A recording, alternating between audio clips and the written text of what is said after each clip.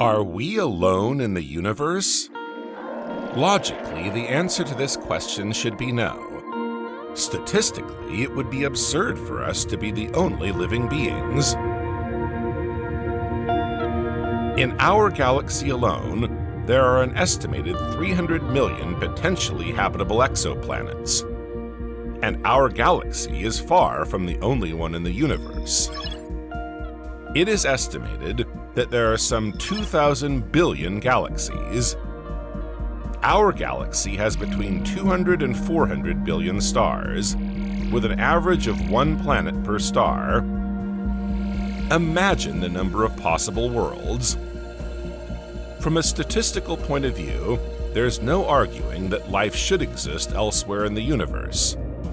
So why haven't we detected anything yet?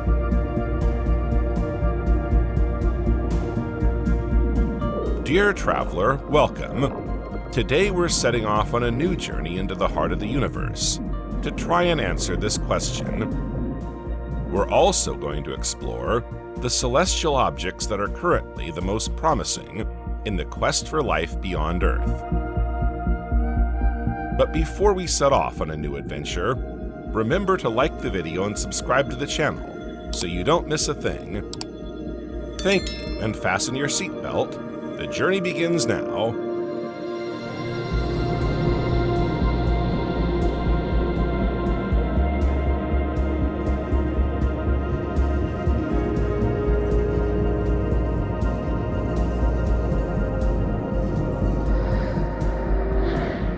We're going to start this journey to the farthest reaches of the universe with the question on your mind: how can we explain the fact that we've never been contacted by extraterrestrials? As we saw at the start of our journey, they may exist. With so many possibilities for different worlds, intelligent life is bound to exist outside Earth, even by accident. So why haven't aliens made contact with us yet?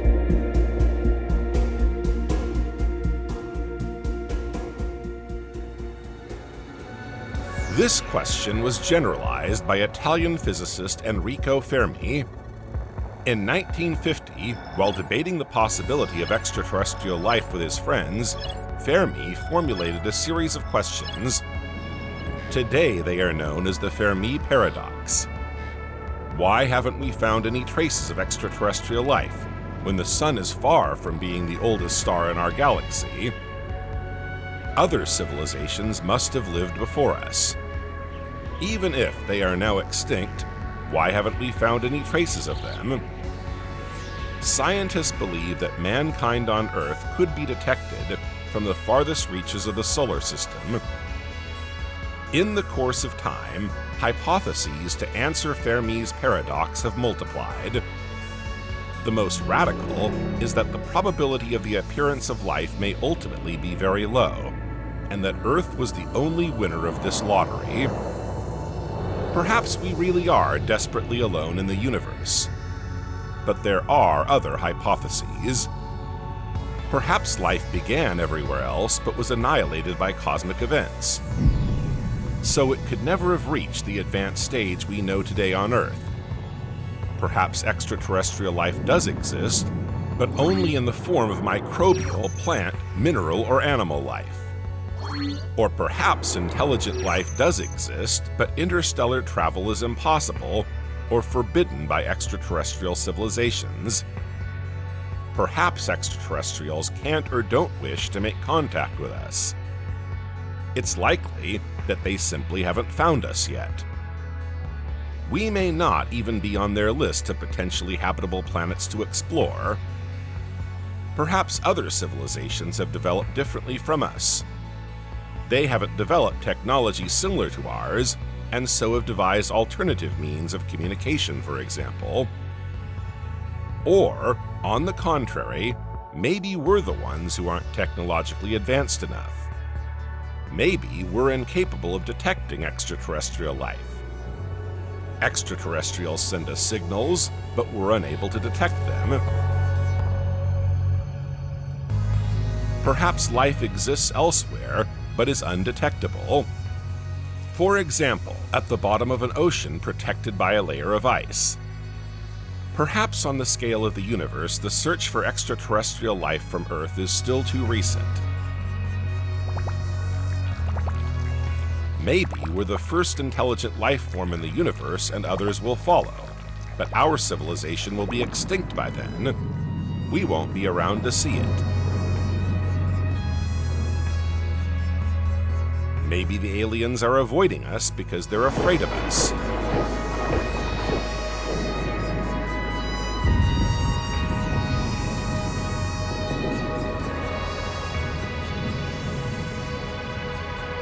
Or perhaps the aliens are already among us. Some of these hypotheses have been studied by scientists. Claudio Grimaldi, a scientist at EPFL's Laboratory of Statistical Biophysics, has proposed an explanation for Fermi's paradox. The Earth is in a kind of bubble of silence. In other words, we are unable to pick up the radio waves emitted by extraterrestrials. This hypothesis offers a novel explanation for Fermi's paradox. It's not our fault that we can't pick up the waves emitted by extraterrestrials potentially trying to make contact with us. This hypothesis was published in the Astronomical Journal. In fact, there may be too many areas to scan across space. Space is so immense that extraterrestrial transmissions cannot cross our path. To establish this hypothesis, Claudio Grimaldi used an unusual statistical model. This model is normally used to study porous materials such as sponges. Using this model, the researcher evaluated the distribution of extraterrestrial signal transmitters, or planets. And the results are surprising. Our planet is located within a bubble, itself situated in an immense sponge, the Milky Way. This is a rather optimistic hypothesis. According to it, there is indeed an alien electromagnetic signal propagating through the galaxy. But if the Earth can't pick it up, it's because it's been in a silent bubble for some 60 years. A sponge pore, to use Claudio Grimaldi's analogy. According to Grimaldi, we must persevere in our search for extraterrestrial life. With a lot of patience and a little bit of luck, we'll be able to detect these signals. Especially since, according to the scientist's model, there are less than 5 electromagnetic emissions per century in our galaxy. In fact, these emissions are as rare as supernovae. In other words, to have a chance of picking up an extraterrestrial signal, you'd have to be in the right place at the right time. According to Claudio Grimaldi's most optimistic scenario, it would take another 60 years for one of these signals to reach Earth. But according to the most pessimistic scenario, it will take 2,000 years.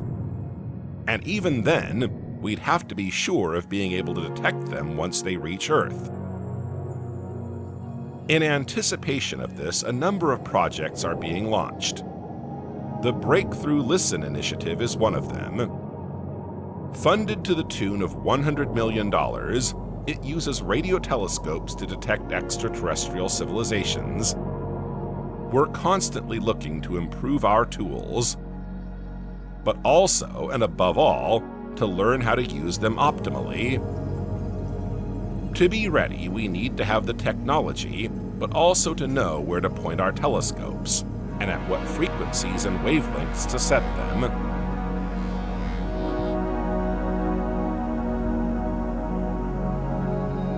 Let's look at another hypothesis of the Fermi paradox that has been studied in greater depth by researchers. It could be that extraterrestrials can't see us easily. You may think this hypothesis is far-fetched. After all, many man-made structures can be seen from space. For example, you can see Dubai's Palm Islands, artificial islands in the shape of palm trees.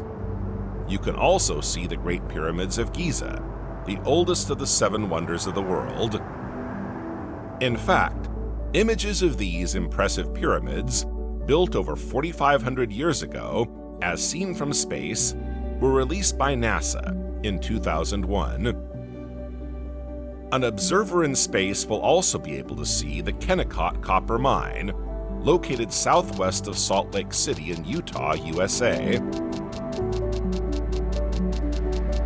A gigantic open-pit mine that has been in operation for over a century, from which more than 20 million tons of copper have been extracted. The widespread belief that the Great Wall of China can be seen from space is not entirely unfounded. It's true that if you're in orbit above the Earth, you won't be able to see the entire Great Wall. But according to NASA, under the right conditions, you can see part of it. So if aliens were to get close enough to Earth, they could undoubtedly detect the trace of man. Yes, but we're talking about extraterrestrials with a technological means to get close enough to Earth. A study published last year showed that, in fact, life on Earth was easier to spot in dinosaur times than it is now. A disturbing conclusion, but you'll understand how scientists got there. If extraterrestrial astronomers had studied our planet in dinosaur times, they would have had a better chance of finding traces of life than they do now. According to researchers at Cornell University, clues to the presence of biological activity were easier to detect. How did they come to this conclusion?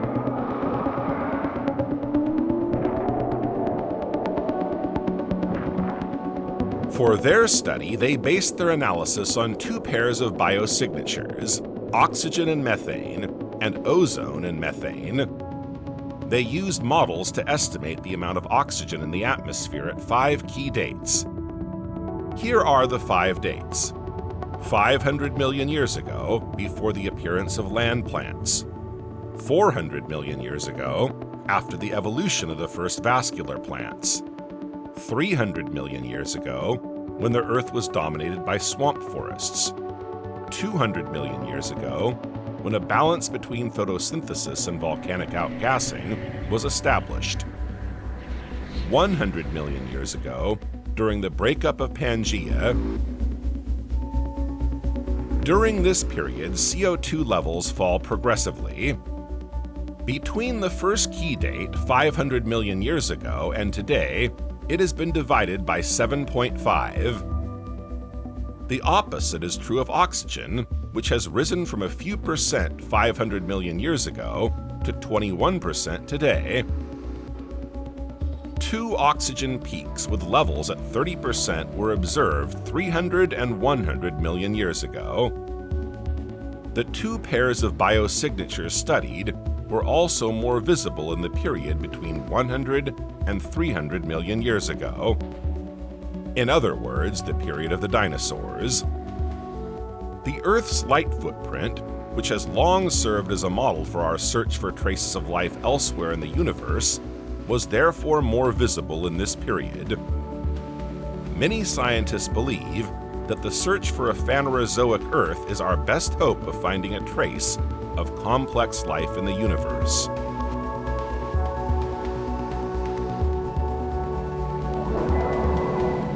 Another very plausible hypothesis of Fermi's paradox is that our conception of extraterrestrial life is not the right one. In other words, if we haven't yet found any extraterrestrials, it's because there are multiple forms of life in the universe that are the opposite of what we imagine. And yet, we look for complex forms of life based on what we know, i.e. ourselves, or life on Earth. For a long time, we thought that there could be no life without carbon. After all, life as we know it on Earth is based on this atom. Carbon is capable of forming stable, i.e. strong, bonds with itself or with other atoms, such as oxygen or hydrogen. Like animals, trees, and yeast, we are made up of complex molecules with a carbon skeleton. But more and more researchers are thinking outside the box. More and more we're imagining other forms of life based on other molecules. The latest? a form of life based on chains of silicon, an element that has the merit of being close to carbon in the table of elements. Exobiologist Carl Sagan strongly supports this hypothesis, which sounds like something out of science fiction. Like carbon, silicon has the ability to create complex architectures that can weave bonds with other atoms. This hypothesis calls all our research into question. For while carbon behaves stably in water, this is not the case for its false twin silicon. Silicon behaves unstably in water. Silicon-based life would be almost impossible in a water-based biochemical environment. But there is one medium in which silicon is stable: concentrated sulfuric acid. In other words, life could arise from complex silicon chains formed in an acidic environment. So maybe it's time to broaden our horizons, as we've always looked for water and carbon as evidence of extraterrestrial life. Who knows? Maybe one day we'll come across aliens like the Horta creatures from Star Trek.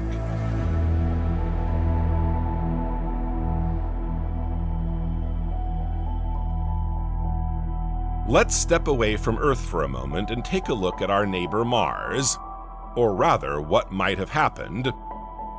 A team of French astrobiologists from the CNRS have put forward an interesting hypothesis to explain what made Mars uninhabitable. A hypothesis that could perhaps provide some answers to Fermi's paradox. Life on Mars is a vast subject.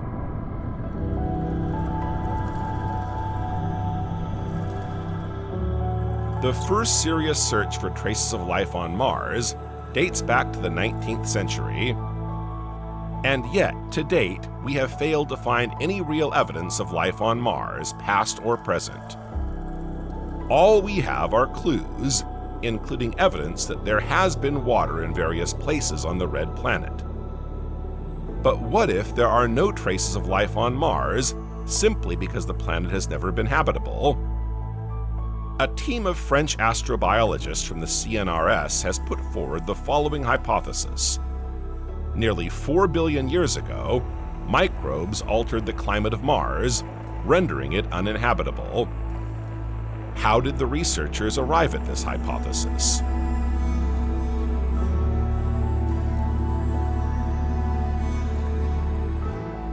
Earth and Mars are neighbors in the solar system. On average, 225 million kilometers separate us from our neighbor, which is further away from the Sun than we are. To give you an idea of what this distance represents, it takes 8 months to reach the planet Mars from Earth. Earth and Mars have a lot in common, which seems logical given their relative proximity.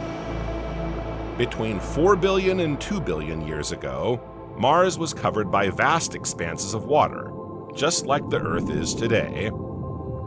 In other words, there were lakes and oceans on Mars, an argument in favor of life on the red planet. The problem is that no traces of this past life have ever been found. In fact, if life did exist on Mars, it would have died out quickly.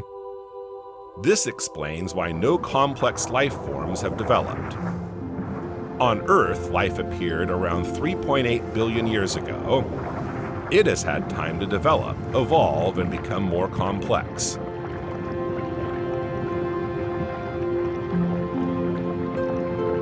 According to astrobiologists at the CNRS, life on Mars could have disappeared because of itself, initiating a gigantic climate change that would have rendered the planet uninhabitable. To illustrate their hypothesis, the researchers carried out simulations. They modeled the interaction between Mars' primitive environment and an ecosystem of microorganisms that survived by using hydrogen and releasing methane. These microorganisms were not modeled at random. They correspond to the first forms of life on Earth. At the time, the red planet had an atmosphere rich in CO2 and hydrogen. Hydrogen, although less common as a greenhouse gas on Earth, could have played a significant role in Mars' early atmosphere. Hydrogen had particular potential as a greenhouse gas because of its ability to interact with CO2 and other gases, contributing to a greenhouse effect that could have warmed the planet. This is due to complex climate feedback processes in which different components of the atmosphere interact to increase or decrease the global greenhouse effect. Methanogenic microorganisms would have consumed the available hydrogen and produced methane as a waste product. Initially, this could have contributed to increasing the greenhouse effect and warming Mars, thanks to methane's warming potential. Gradually, methane would have replaced the hydrogen consumed by the microorganisms. This decrease in hydrogen in the atmosphere would have reduced its overall greenhouse effect, despite the presence of methane. This change in atmospheric composition could have led to a reduction in the overall effectiveness of the greenhouse effect on Mars, resulting in a cooling of the planet. These microorganisms would then have gradually disappeared as their energy source diminished. This hypothesis opens up new avenues for the search for life on Mars.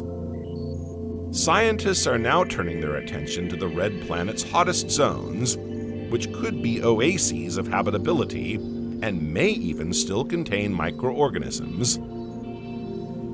One such hotspot is the Jezero crater, studied by NASA's latest rover, Perseverance. This hypothesis also opens up new prospects for answering Fermi's paradox. Perhaps life began to develop on other planets, but was never able to survive as it did on Earth, like Martian microorganisms.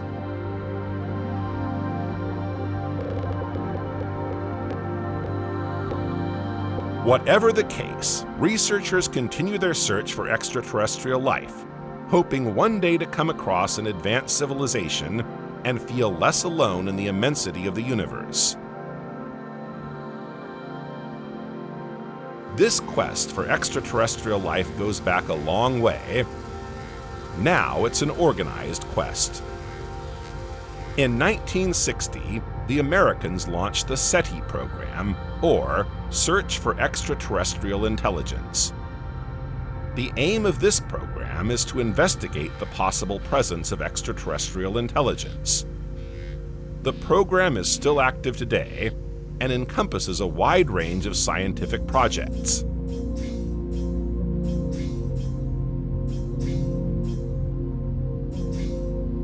In fact, the search for traces of life elsewhere in the universe is now a veritable discipline, known as interstellar archaeology.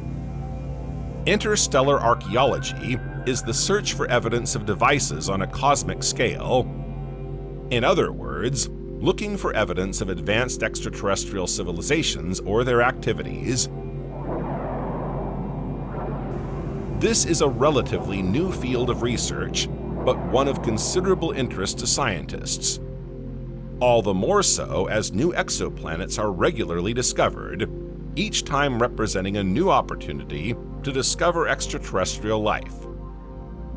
To date, 5,640 exoplanets have been discovered, including 46 in 2024. In concrete terms, how will interstellar archaeologists search for traces of extraterrestrial civilization?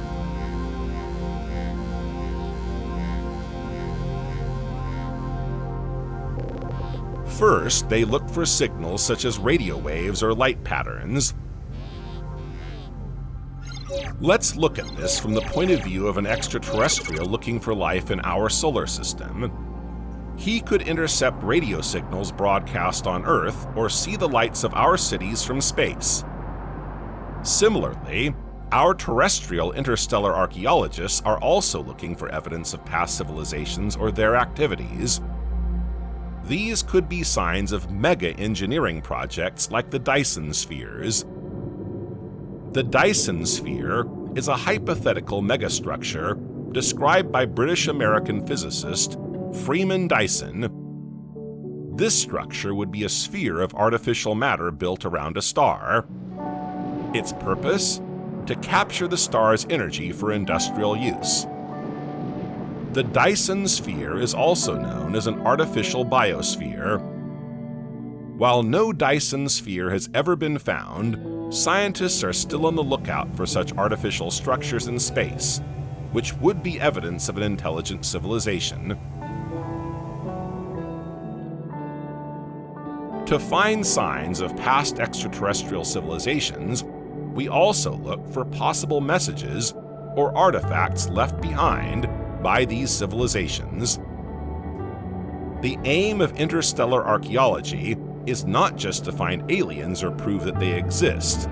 It's also about understanding the universe and our place in it as living beings. And then, if we find an extraterrestrial civilization, we'll be able to study it and be able to find others.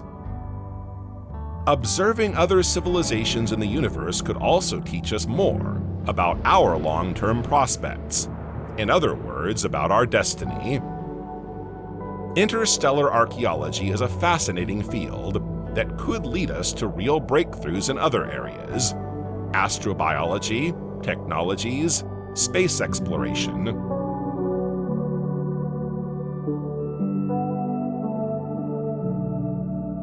To find evidence of extraterrestrial life, we'll be looking for artificial structures that could have been created by intelligent aliens. But that's not all. Remember, interstellar archaeology is still in its infancy. What we're looking for above all are biosignatures.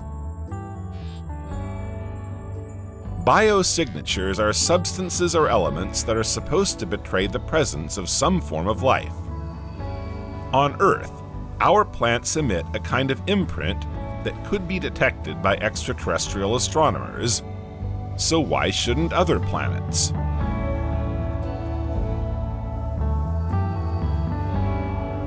Scientists are looking for biosignatures in the atmospheres of exoplanets, but also on the moons of planets in our solar system, for example. In recent years, the detection of remote biosignatures on exoplanets has become an essential component of astrophysics. But it's a complex one. For at the root of this research lies a question that researchers are struggling to answer precisely. What is the signature of habitability? What combination of elements is most indicative of life?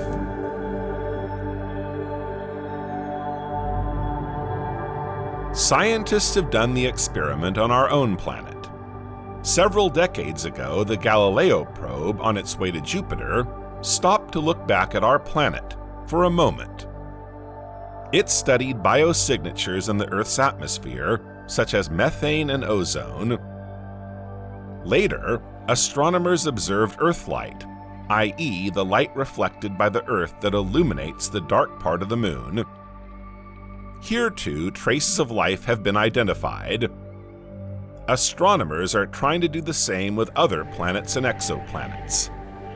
They are looking for molecular traces in the atmosphere of other planets to find biosignatures at a distance. Here is an example of a biosignature: vegetation red edge, or VRE. This biosignature is emitted when photosynthetic plants reflect certain wavelengths of infrared light. It is visible in a portion of the near-infrared red edge. These are wavelengths slightly longer than the colors perceived by our eyes. This signature depends on a number of factors: the degree of vegetation cover on the planet studied, its temperature, its cloud cover, but also the telescope used. Because this biosignature remains difficult to detect, we'll have to wait for the extremely large telescope before we have an instrument powerful enough to detect it with any certainty. This biosignature, which would reveal the imprint of Earth-like vegetation on other planets, is just one of many. While we wait for the ELT, we still have James Webb, the Space Telescope launched on December 25, 2021. Many hopes rest on this new generation telescope. Let's take a look at some of the biosignatures that James Webb will be looking for.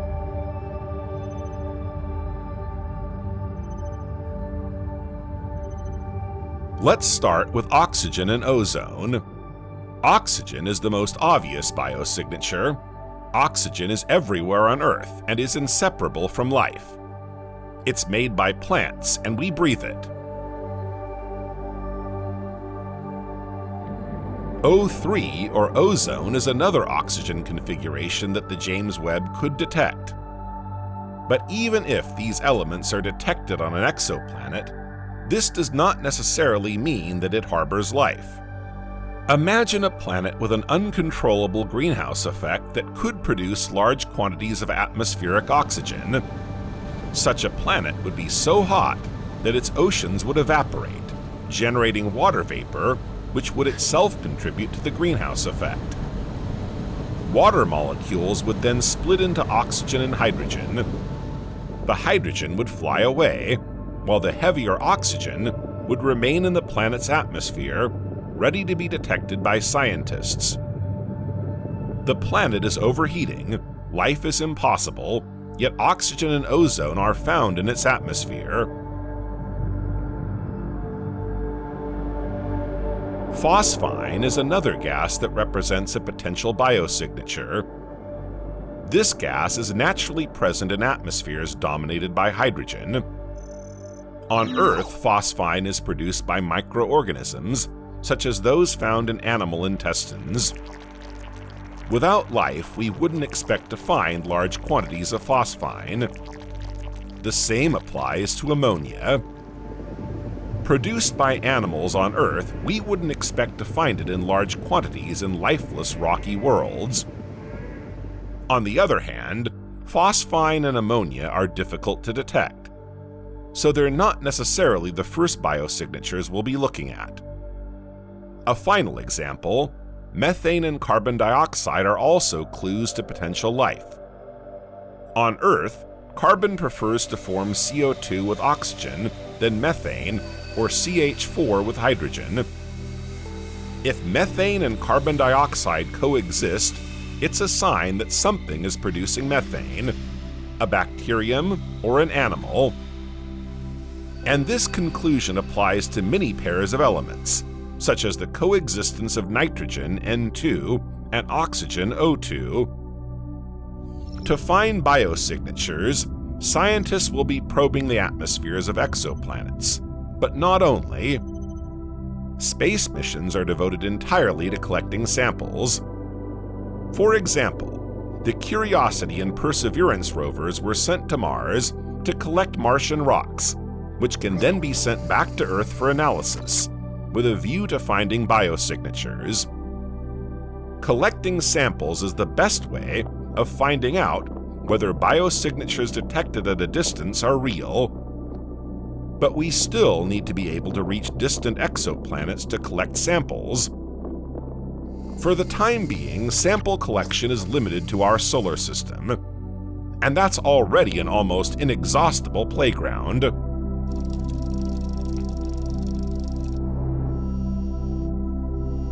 Recently, researchers have also been using artificial intelligence to help them in their quest for extraterrestrial life. The algorithm is capable not only of detecting signals, but also of sorting them out. This is an important task, since the observations made by the various spacecraft in service, such as the James Webb and the TESS satellite, produce a phenomenal quantity of data that must be analyzed, sorted, and compared. As you can imagine, it's a mammoth task. In February 2023, the AI found 8 strange signals. Signs of extraterrestrial life? It would seem so. The AI used is capable of classifying the different signals. On the one hand, there are signals originating from interstellar space and produced by natural astrophysical processes. On the other, signals generated by human activities. And finally, there are the signals that deserve special attention and that researchers will be analyzing in greater depth. What we're looking for here are not biosignatures, but technosignatures. Radio frequencies, for example. In February 2023, the algorithm used by researchers at the University of Toronto identified 20,515 interesting signals from 820 stars. Among these signals, the astronomers found 8 that could be technosignatures. Even though these signals may also be radio interference, the results are promising for the future of extraterrestrial research.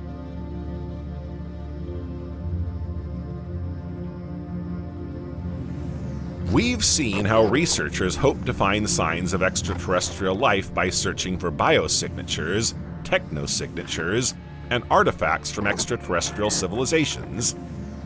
Technology makes it all possible. We're constantly developing new ways of pushing back our limits. The latest innovation is the gravitational wave detector.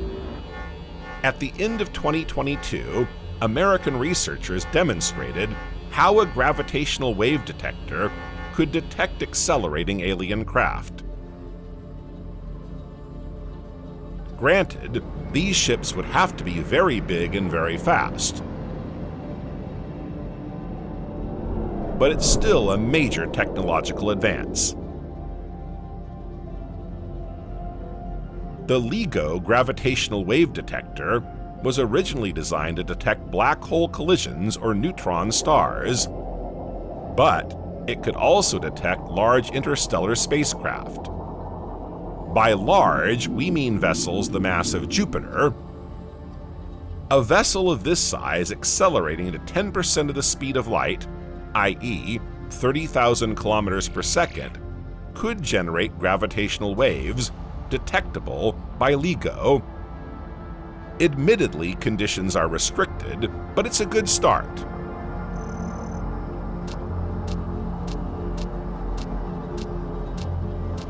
Our journey in search of traces of extraterrestrial life takes a new turn.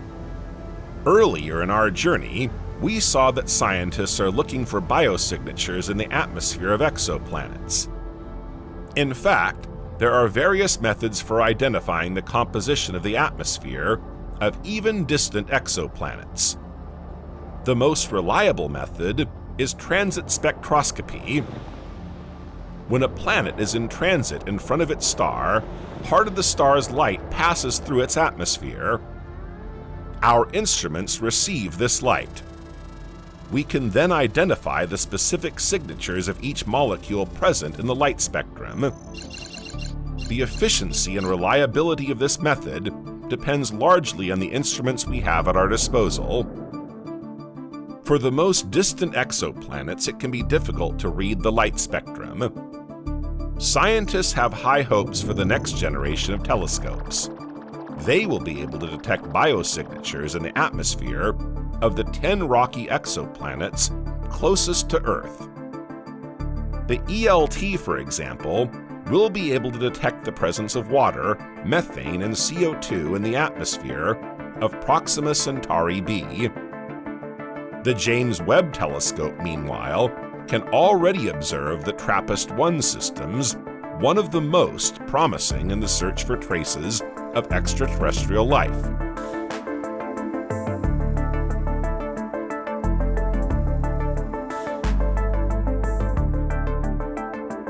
In March 2023, an article proved that traces of extraterrestrial life can also be found in dust, or rather in interstellar dust. We're talking here about dust ejected by other planets after collisions. The author of the article, a researcher from the University of Tokyo by the name of Tomonori Totani, believes that signs of extraterrestrial life can be found in well-preserved grains of dust. It's true that in a large collision, whole parts of planets are propelled through space. They can travel vast distances and for a long time. the small pieces are unlikely to contain any traces of life, and large pieces will be grafted into the orbits of other planets. But the medium-sized chunks could be the key to finding life. Tomonori Tatani has even estimated the size of the ideal pieces of dust. They should measure 1 micrometer, which is large enough to contain a cell, but small enough to leave the colliding planet's solar system, and thus travel to us. According to the Japanese researchers' calculations, around 100,000 grains could end up on Earth each year. An optimistic estimate, perhaps, but it's already an interesting lead, and one we're capable of exploring.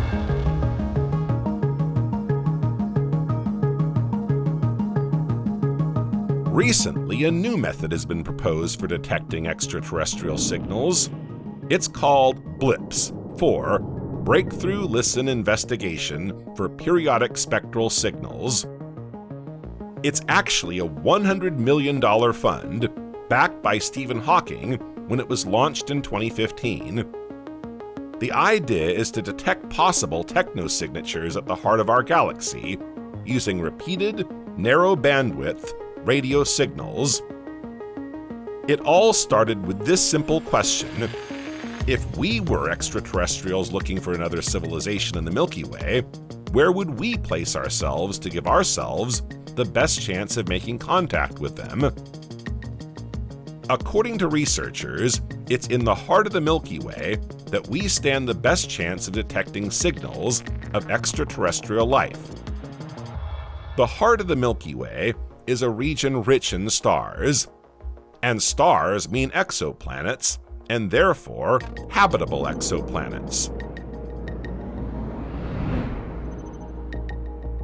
What's more, as it's a central region, it's the first one that extraterrestrials would have thought of if they wanted to drop a beacon to make contact with us. So far, we've been looking for continuous signals, but BLIPS wants to go even further. This method will also exploit periodic signals, pulsars. We'll see what happens. In any case, scientists have no shortage of resources when it comes to finding new avenues to exploit.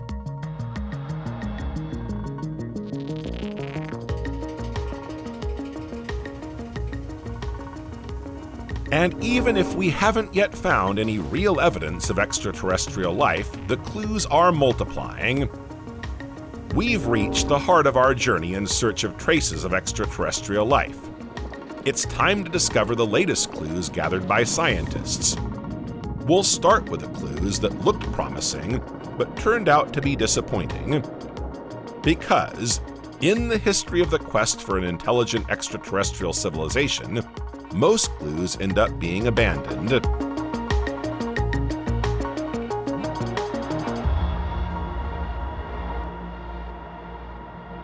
Earlier in this journey, we mentioned phosphine as a biosignature.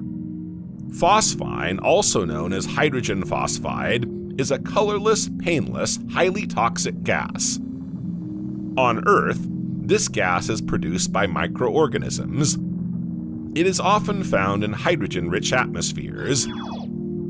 Astonishing as it may seem, phosphine has been found on Venus, our neighboring planet, reputed to be a veritable hell.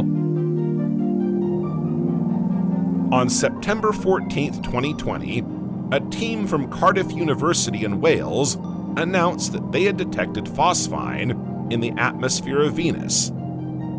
Suffice it to say, it was an unexpected discovery. The researchers behind this discovery announced that this gas could have been produced by a form of life present in the clouds of Venus.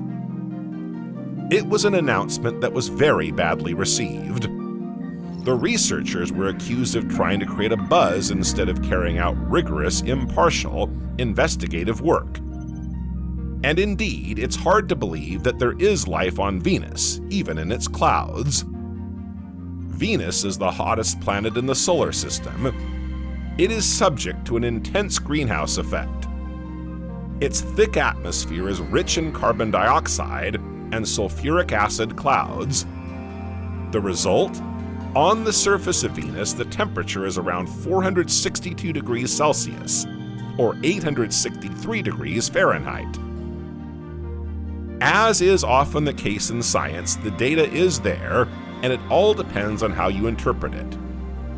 In the case of the discovery of phosphine on Venus, another, certainly more plausible explanation has been found. According to a new study, this gas could be produced by active volcanism on Venus. According to Jonathan Lunine of the Astronomy Department at Cornell University in New York, phosphine on Venus tells us not only about its biology, but about its geology. Venus would therefore be, or have been, the scene of active explosive volcanism. A volcanic activity capable of projecting phosphide, a form of phosphorus found in the planet's mantle, into Venus's upper atmosphere. Once in the atmosphere, phosphide reacts with sulfuric acid, the same acid that creates acid rain on the planet, to form phosphine. Even more recently, the team that found phosphine on Venus admitted to having made calibration errors. This would reduce the actual phosphine content to minute quantities, if any. In the end, this debate was perhaps pointless. Yet another dead end in the search for extraterrestrial life in our solar system.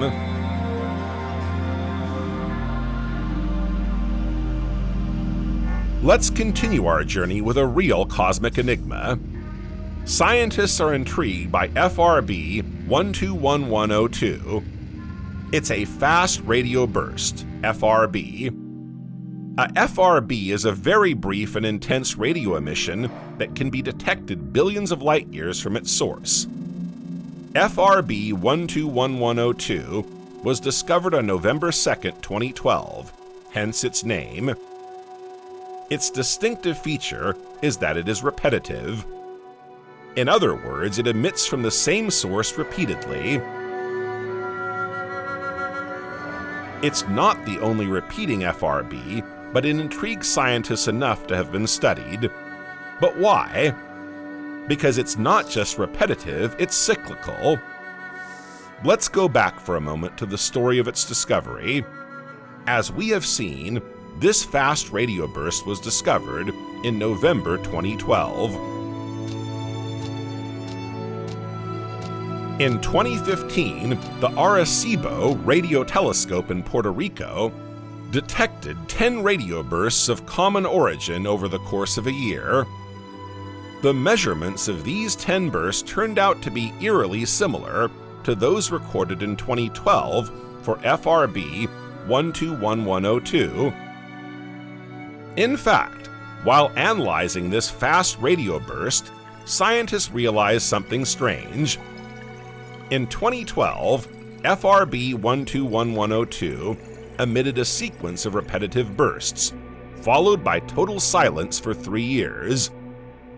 Then, within a year, it emitted a new sequence of 10 bursts. Since then, it has emitted over 200 radio bursts across the universe. Analyses have revealed a cyclical behavior that repeats itself every 157 days. More recently, the probable source of this strange fast radio burst has been identified. It is thought to be a small galaxy around 3 billion light-years away in the constellation of the Kocher.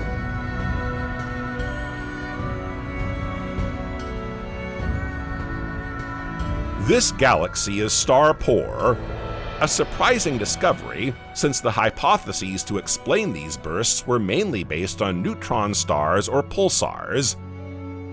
In fact, there could be 2 sources quite close to each other. One is continuous and the other emits flashes. It's not yet known whether these 2 sources are linked, whether they are a single object, or whether they are quite distinct. It's a very strange entity, located in an intense galactic environment and home to a very powerful magnetic source. Indeed, another peculiarity of this fast radio burst was highlighted at the end of 2016. It's called Faraday rotation. In fact, researchers have observed a twist in the bursts. This signal occurs when radio waves are twisted as they pass through magnetic fields. All the evidence suggests that FRB 121102 is in the vicinity of an extremely powerful magnetic field. FRB 121102 is not the only fast radio burst with a magnetic fingerprint, but it is without doubt the one with the strongest. In fact, it is 500 times more powerful than the other curved bursts. Its environment must therefore be influenced by an unusual event, the origin of which is still unknown. A supermassive black hole with a mass equivalent to thousands of solar masses? A pulsar at the center of the galaxy that hosts FRB 121102? A nebula formed by a recent supernova?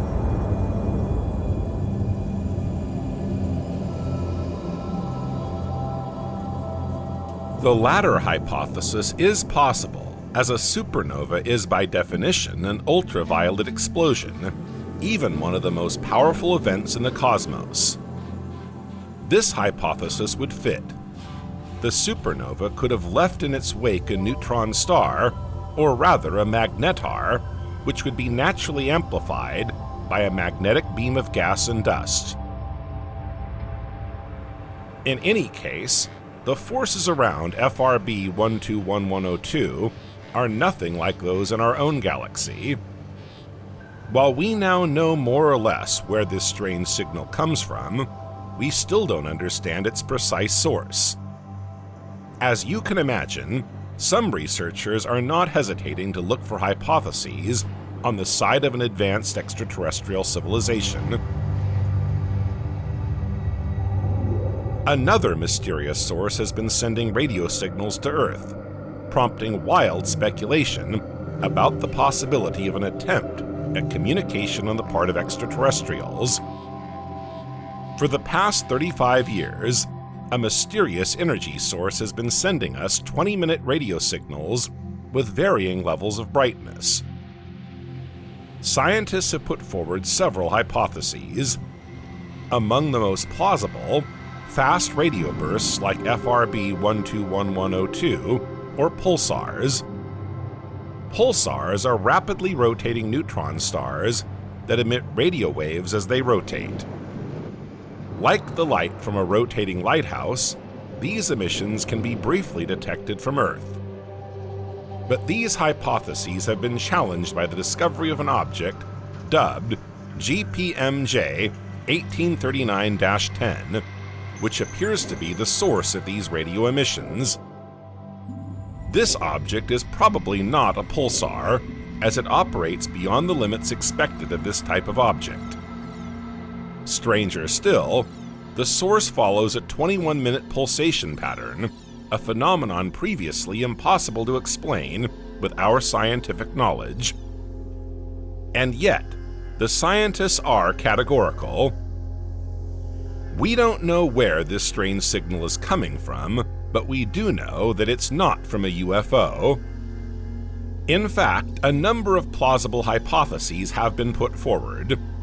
A white dwarf or a strongly magnetized magnetar, as in the case of FRB 121102. Only time will tell.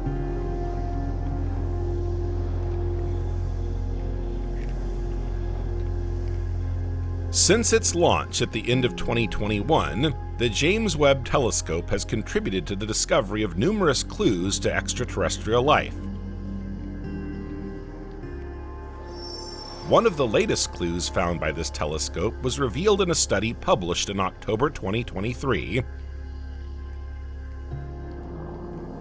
It concerns the planet K2-18b, located some 124 light-years from us, in our galaxy, the Milky Way. This exoplanet was discovered in 2015.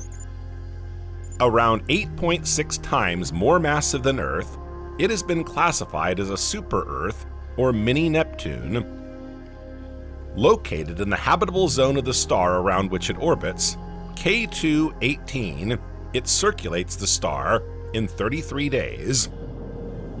Until now, we've been stuck to the idea that K2-18b is uninhabitable due to the instability of its star, which is a red dwarf. But James Webb's discoveries are prompting us to revise these conclusions. The telescope's observations have revealed the presence of an ocean on this planet. NASA explained in a press release how they came to this conclusion. In fact, the most likely hypothesis, given the elements detected, is that of an ocean of water beneath a hydrogen-rich atmosphere. This is the hypothesis that best explains the abundance of methane and carbon dioxide and the scarcity of ammonia found on K2-18b. The results of the analyses also revealed another hint, this time unprecedented, of a potential form of life on this exoplanet.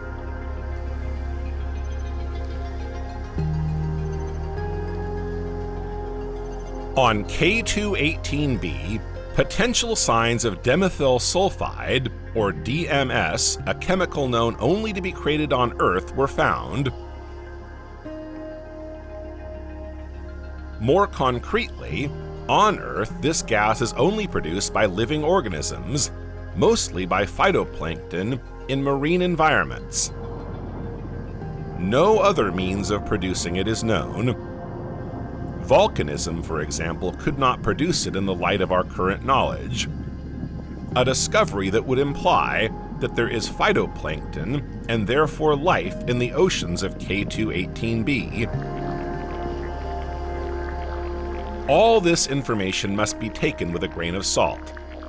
That's why we're currently only talking about clues. That's right, because there are no planets of this size in our solar system.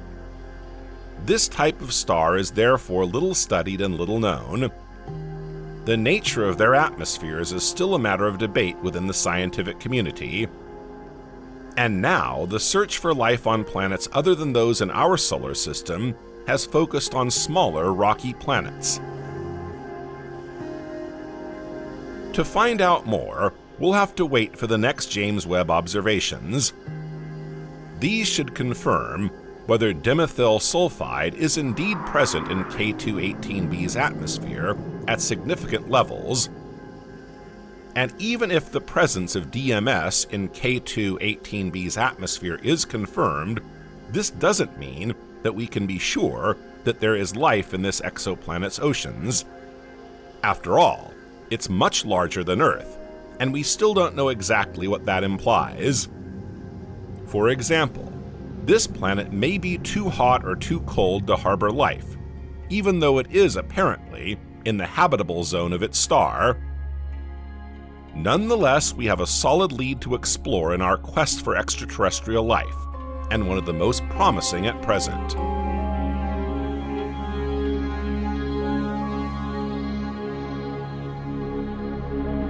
Recent research has highlighted another promising lead, this time closer to home.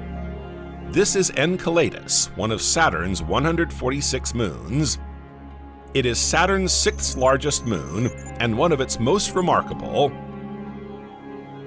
Not only is its geology astonishingly complex, but it is also surprisingly active for its small size. Enceladus measures around 500 kilometers, or 310 miles in diameter. Compared with Saturn's 116,000 kilometers, or 72,000 miles diameter, that's not much. For some years now, this icy moon has been closely studied by scientists, who suspect it could harbor life. In late 2005, the Cassini probe recorded geyser-like jets of matter on Enceladus's surface. This was the first indication of the presence of liquid water beneath its surface. Later, the presence of an ocean beneath Enceladus's surface was confirmed. For the geysers observed to occur, an internal heat source is required. According to scientists, these are hydrothermal vents. According to observations, Enceladus is covered by a layer of snow some 100 meters thick. It is thought to have been snowing on this moon for at least 100 million years, which proves that this heat source is very active. The composition of the water from the geysers has also been analyzed over the years. Surprisingly, it contains not only water and salt, evidence of an underground ocean, but also silica and carbon compounds. Even more astonishing, the probes studying Enceladus have shown that these are not just carbon compounds, but heavy organic compounds, containing hundreds of atoms arranged in rings and chains. In other words, complex organic molecules.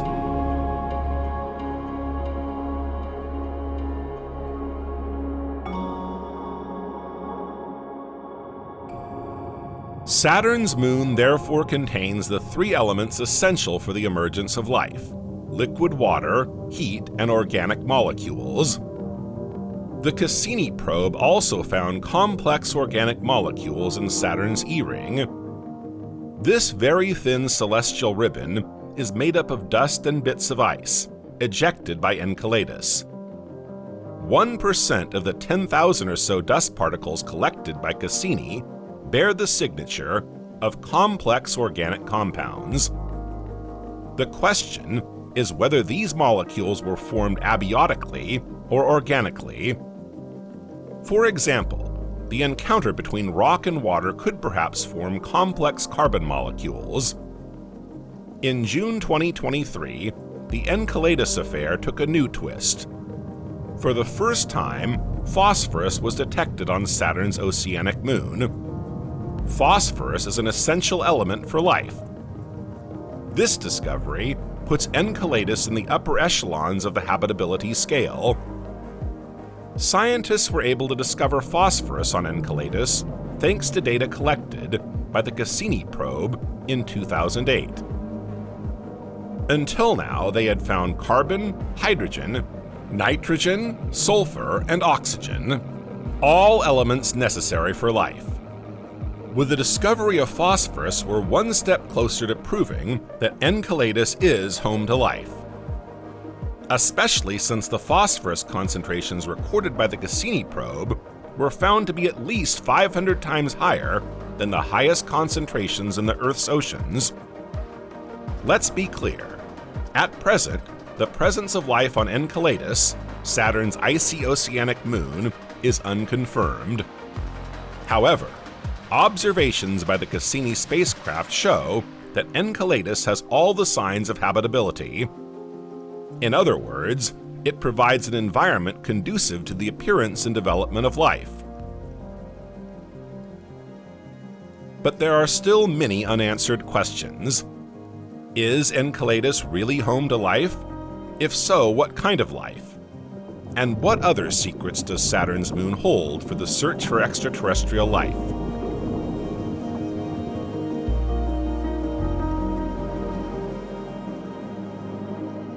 Scientists will be doing their utmost to answer these questions. ESA is planning to send a probe around Enceladus and, above all, a lander that could land there to collect samples. Earlier in our trip, we talked about the importance of samples in the search for extraterrestrial life. On the other hand, it's unlikely that we'll be able to drill through Enceladus's surface to reach its subterranean ocean. It probably lies several kilometers below the surface. But researchers believe that even the layer of ice covering Enceladus's subterranean ocean could harbor some form of primitive life. What's more, there are bound to be faults on the surface of Enceladus, filled in by the deep ocean. If there are, any living organisms would be trapped there. However, this mission is still in the planning stage. No precise date has been set. It hasn't even been approved by ESA, let alone funded, so we'll have to wait and see.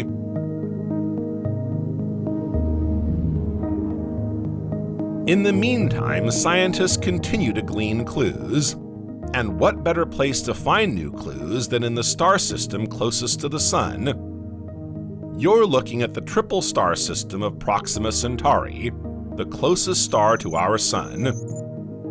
The planet of particular interest to researchers is Proxima Centauri b. This planet, 1.3 times the mass of Earth, is located in the habitable zone of the red dwarf Proxima Centauri, around which it orbits. It is located 4.2 light-years from us, or around 40,000 billion kilometers, or 25,000 billion miles, in the Centauri constellation. It is the closest exoplanet to our solar system known to date. Like K2-18b, Proxima Centauri b is considered a super-Earth.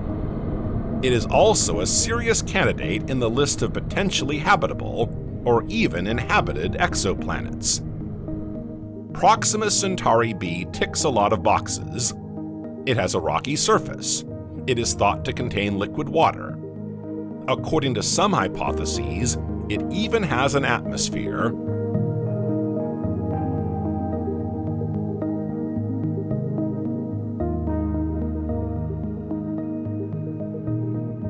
In 2019, a strange wave emission was detected by the Giant Parkes Observatory radio telescope in New South Wales, Australia. A radio telescope, which it should be remembered, was used to receive images of the Apollo 12 moon landing and collaborates with missions such as the U.S. Search for Extraterrestrial Intelligence, or SETI, projects. This signal, dubbed BLC-1, appeared only once and was not repeated. It was only a short step from thinking that it had been emitted by extraterrestrials to attract our attention, especially as the signal was transmitted on a frequency not used by terrestrial devices such as satellites and ships. As there is no sound in space, the only way to communicate, or at least the only way known to date, is via radio waves. So the hypothesis that these intercepted waves are a message from an extraterrestrial civilization isn't as far-fetched as you might think. This strange wave emission was captured as part of the BLIPS, or Breakthrough Listen project, which we mentioned earlier. A project dedicated to the observation and analysis of signals of life in the universe. You'd think that would be a big clue to this project. Unfortunately, at the end of 2021, it was proven that this intriguing and promising signal did indeed come from Earth. However, scientists took the opportunity to refine their future research. Other discoveries were subsequently made about this exoplanet, which is of particular interest to scientists because of its relative proximity to our solar system. But on May 1st, 2019, the scientists had a big scare.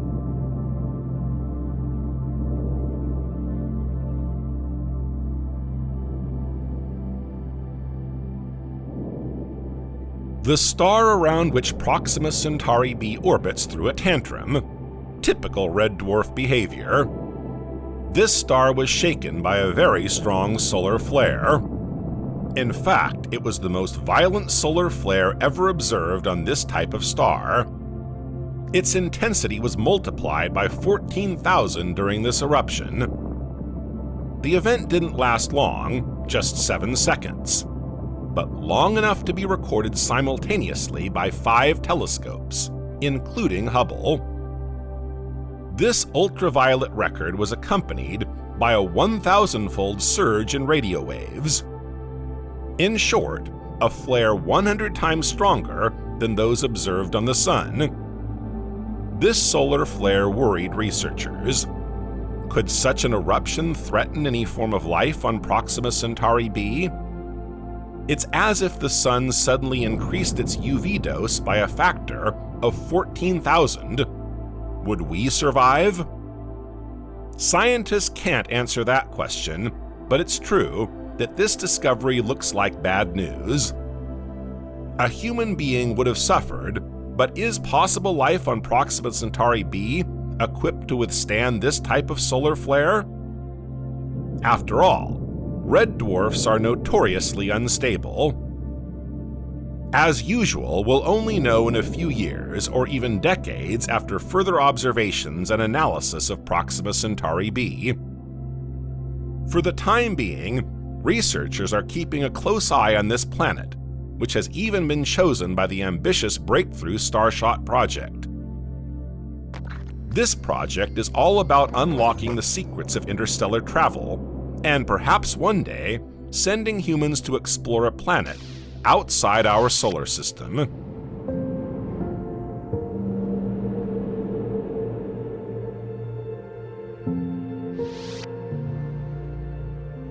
There's another exoplanet that's been raising hopes ever since its discovery. In July 2015, NASA announced the discovery of a planet comparable to our own, located in the habitable zone of its star. Named Kepler 452b, this exoplanet meets several of the criteria that make a planet a potential reservoir of life. It is located in its star's habitable zone. Its radius is about 1.5 times that of Earth, and its volume about 4 times greater, but it still falls into the super-Earth category. It has a 50% chance of being a telluric planet, with a thick atmosphere and large quantities of liquid water. Its mass would be 5 times that of Earth, and if it's rocky, it's likely to be volcanically active. Its star, too, has characteristics similar to those of the Sun. It is only 4% more massive and 10% brighter. An interesting lead which has yet to be exploited. Kepler 452b is located a long way from us, around 1,400 light-years away in the Cygnus constellation. But this exoplanet isn't just interesting because it's potentially habitable. Scientists believe it could give us a glimpse of what Earth will be like in the future. If it is rocky as we think, its position relative to its star shows that it has just entered a period of strong heating. The increased energy released by its star as it ages could cause its oceans, if it has any, to evaporate. In fact, Kepler 452b may soon undergo what the Earth may undergo in over 1 billion years' time when the aging sun becomes brighter. Observing this super-Earth can therefore also tell us a lot about our planet's future.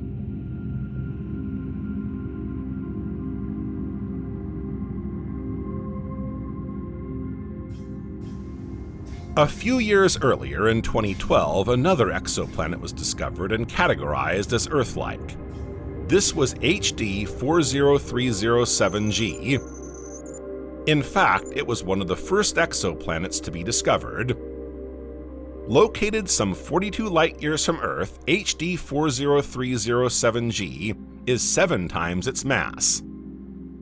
It is part of a planetary system of 6 planets, orbiting a red dwarf named HD 40307. This star is old and relatively stable for a red dwarf, reinforcing the idea that HD 40307g could harbor life, especially as this exoplanet has an environment conducive to life. Water should be able to remain in liquid form thanks to optimal temperature and sunshine. What's more, unlike many other exoplanets orbiting red dwarfs, HD 40307g is not in synchronous rotation. In other words, it doesn't always face its sun in the same way. As with many Earth-like exoplanets, the habitability of HD 40307g has yet to be proven. These exoplanets are so far away and so numerous that it would take a multitude of dedicated space programs to find out more. In the meantime, it remains on the list of admittedly tenuous proofs that there may be other habitable, or even inhabited, worlds beyond our solar system.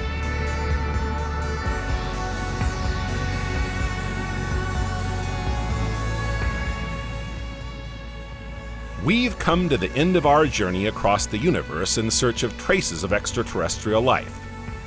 As you've seen throughout this epic journey, the evidence for extraterrestrial life is still very slim. But the search goes on.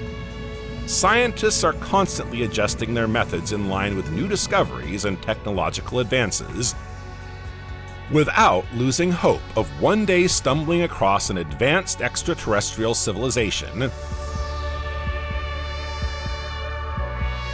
In 2020, NASA declared that in the Milky Way alone, there would be 300 million planets with the potential to host extraterrestrial life.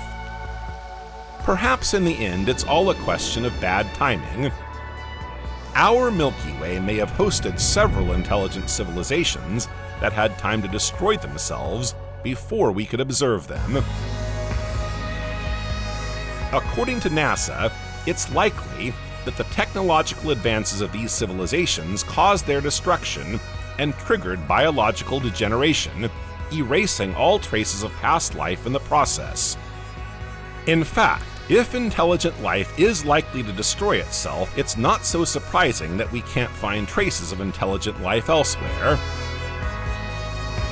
And there's also a good chance that other intelligent civilizations will develop when our own civilization is long gone.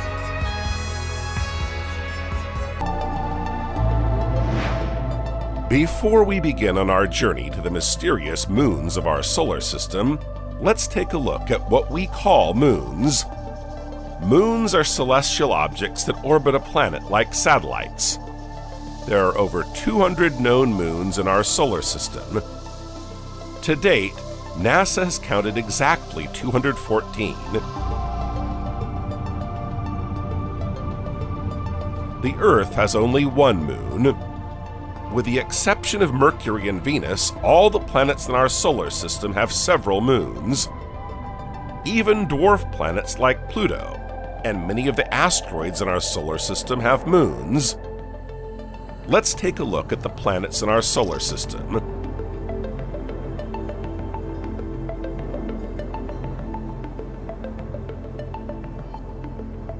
Our neighbor Mars has two moons, Phobos and Deimos. These two moons are small bodies orbiting a few thousand kilometers from the red planet. Subject to the tidal forces of Mars, they rotate synchronously, meaning they always face the same direction as the planet. Their orbits evolve over time. Phobos moves closer to Mars, while Deimos moves further away. Let's continue moving through the solar system away from Earth. Neighboring Mars, the gas giant Jupiter is the planet with the most moons, with 92 confirmed satellites. Io, Europa, Ganymede, and Callisto, Jupiter's four largest satellites, are called Galilean satellites as they were discovered by Galileo in 1610. In fact, they were the first moons to be discovered after our own. Saturn is the second planet with the most moons, with 144 confirmed satellites, of which 66 have been given official numbers and 63 their own names. Saturn's two best-known moons are Enceladus and Titan, which we'll explore later in this trip.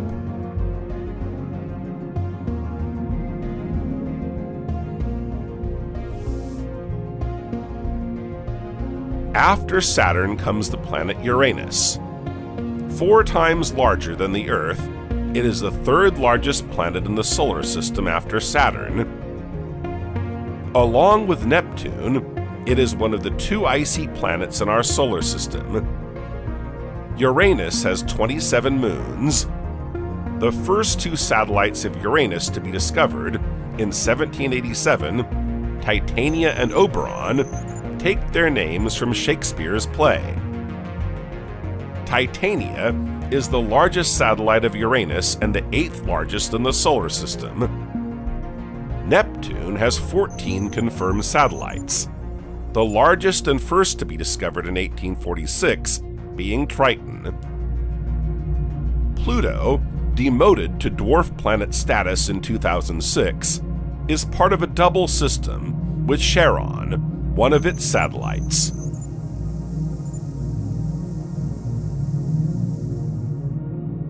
Pluto's 4 other satellites are Styx, Nix, Kerberos, and Hydra.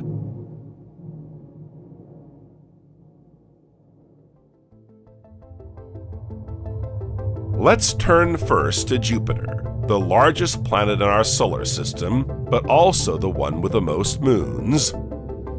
Jupiter is the 5th planet in the solar system in order of distance from the Sun, from which it is 779 million kilometers, or 485 million miles on average. This gas giant is the largest planet in size and mass, ahead of its neighbor Saturn. Its average radius is 69,911 kilometers, or 43,500 miles, or 11 times that of the Earth, and its mass is 318 times that of our planet. In fact, Jupiter is so huge that it has been visible to the naked eye since prehistoric times. After the Sun, Moon, and Venus, Jupiter is the 4th brightest object in our night sky. In fact, its great luminosity is the origin of its name, which comes from the Roman god Jupiter, master of the other gods. Composed mainly of hydrogen and helium, Jupiter's composition is similar to that of the Sun. Although it has a rocky core of heavy elements, it has no solid surface. In its atmosphere, several elements have been detected, including methane, ammonia, sulfur and nitrogen compounds, and water ice. Jupiter, its 92 moons and rings, are known as the Jovian system. But the giant planet's influence extends far beyond the Jovian system. This influence is exerted, for example, on Jupiter's Trojan asteroids, a group of asteroids that share its orbit around the Sun.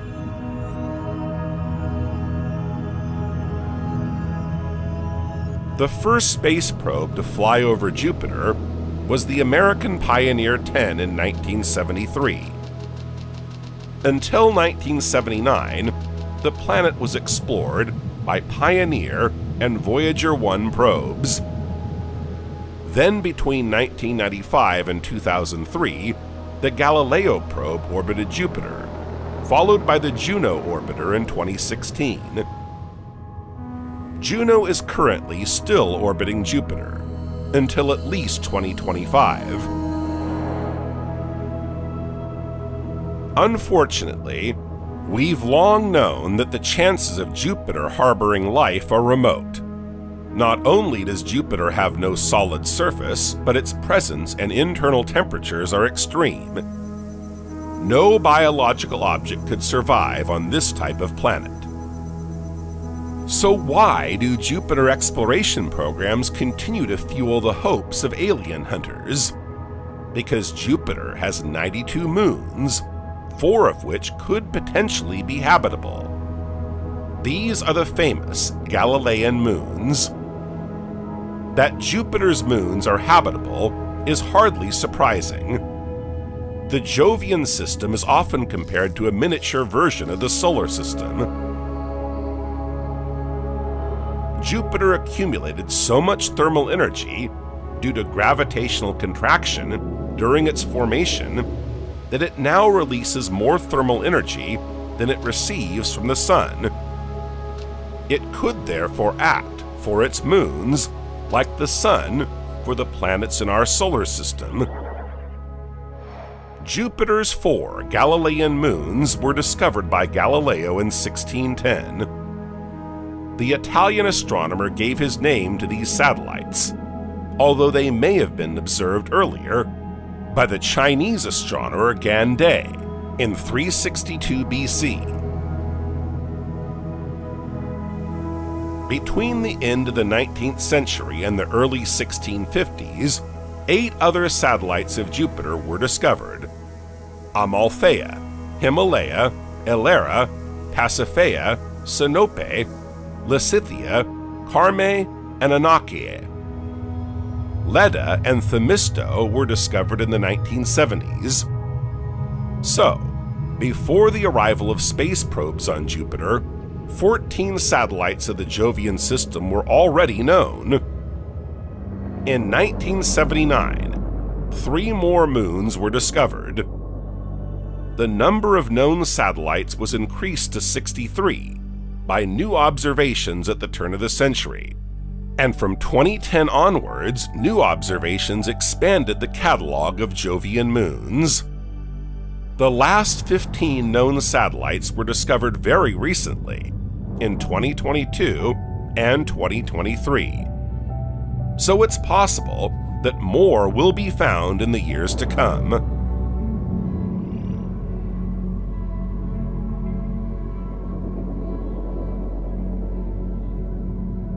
It's true that at first glance, Jupiter's moons don't seem very hospitable.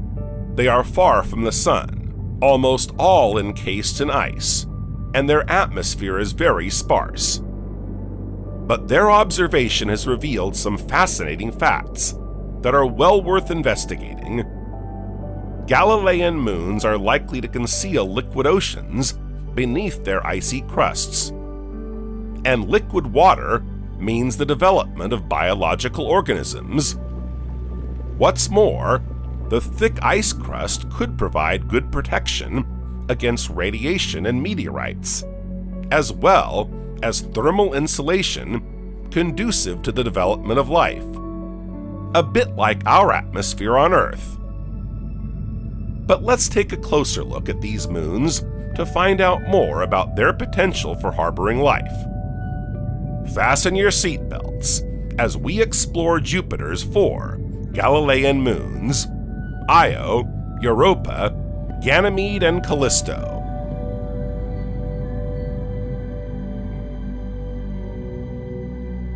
Let's start with Io, perhaps the moon in the Jovian system least likely to harbor extraterrestrial life. You'll soon see why. Io is also called Jupiter 1, perhaps because it is the satellite of Jupiter whose orbit is closest to the gas giant. Its period of revolution is just 42 hours. It is Jupiter's 3rd largest moon and the 4th largest in the solar system. But it's also the densest and most geologically active, with over 400 active volcanoes. The fact that Io is so volcanically active first surprised scientists. When the Voyager probe flew over Io, it detected something unexpected on its surface: hundreds of giant active volcanoes. Other probes have since spotted huge lakes of molten lava. These discoveries are quite astonishing, as volcanic activity on Earth is fueled by the heat of the Earth's core. However, Io is so small that it must have cooled down completely billions of years ago. The only possible explanation was that Io certainly conceals in its core another source of energy that can continuously fuel this volcanic activity. The observation of volcanoes on Earth and the data collected on Io enabled us to imagine what life would be like on this moon. Living on Io would mean living in an extremely hostile environment, very cold or very hot, with no atmosphere. If you were to walk on Io, you would bounce slightly because the gravity on Io is the same as on the moon, 6 times less than on Earth. You could walk through black lava fields and witness phenomenal volcanic eruptions. Because on Io, eruptions are extremely spectacular. The gases released by the lava project clouds into the interstellar void.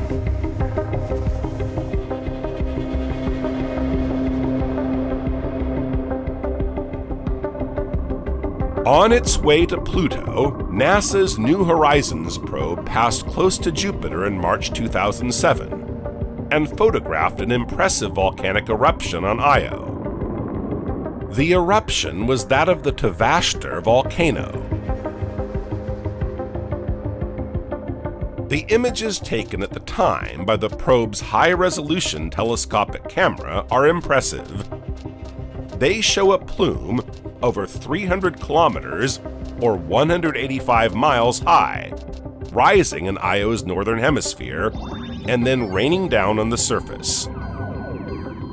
These images provide researchers with proof that volcanic eruptions on Io are violent and powerful. But what could be generating so much energy in the heart of this frozen moon? In fact, this intense geological activity is the result of tidal heating. This heating is due to the friction generated inside the moon by its gravitational interactions with Jupiter and two other Galilean satellites, Europa and Ganymede, with which it is in orbital resonance. In other words, with each of its revolutions in its elliptical orbit around Jupiter, Io is buffeted by the gas giant's gravitational forces. When it reaches the point in its orbit closest to Jupiter, it undergoes a deformation of over 100 meters or 330 feet. Imagine this over billions of years, and you can see how intense friction could have arisen within this small moon. It's a bit like twisting and unfolding a piece of metal. It will eventually heat up. It's the same for Io. These movements and deformations have created an alternative energy source at the heart of Io, capable, in theory, of promoting life. Remember, life needs three elements to emerge, including a source of energy. With these discoveries, researchers realized that they had to stop believing that habitable celestial objects had to resemble the Earth in every way, and that habitable zones were necessarily dependent on the Sun. The perimeter likely to harbor life extended from the Earth to the farthest reaches of the solar system. However, the probability of life existing on Io remains very low. Yes, Io has an energy source. Yes, Io could contain the chemical elements that make up life, which would have been disseminated like on Earth by comets and asteroids billions of years ago. But researchers have never succeeded in finding the third element necessary for the emergence of life: liquid water or its equivalent. Why couldn't there be liquid water under Io's volcanic crust? Because, unlike other moons, Io is not made of water ice, but of silicate rock, surrounding a molten iron or pyrite core. Although the chances of Io harboring any form of life are slim to none, researchers are nonetheless interested in this moon for its intense volcanic activity. The interest of these volcanoes is not only scientific, but also aesthetic, as the images of this moon are magnificent. Io's volcanoes produce plumes of sulfur and sulfur dioxide, which, after rising several hundred meters, rain down and cover the moon's vast plains with a frosty layer of material. This material also forms a thin layer of atmosphere. Lava flows can extend over 500 kilometers or 310 miles in length. The moon's surface is constantly changing, taking on shades of yellow, red, green, white, and black. Io's surface is also dotted with over 100 mountains, the result of tectonic phenomena on the moon's silicate crust. Some of these mountains rise very high, even higher than Mount Everest, even though Io's radius is 3.5 times smaller than Earth's. Impressive, isn't it? There's no doubt that researchers won't be giving up their observations of this moon, which still conceals so many mysteries other than that of life.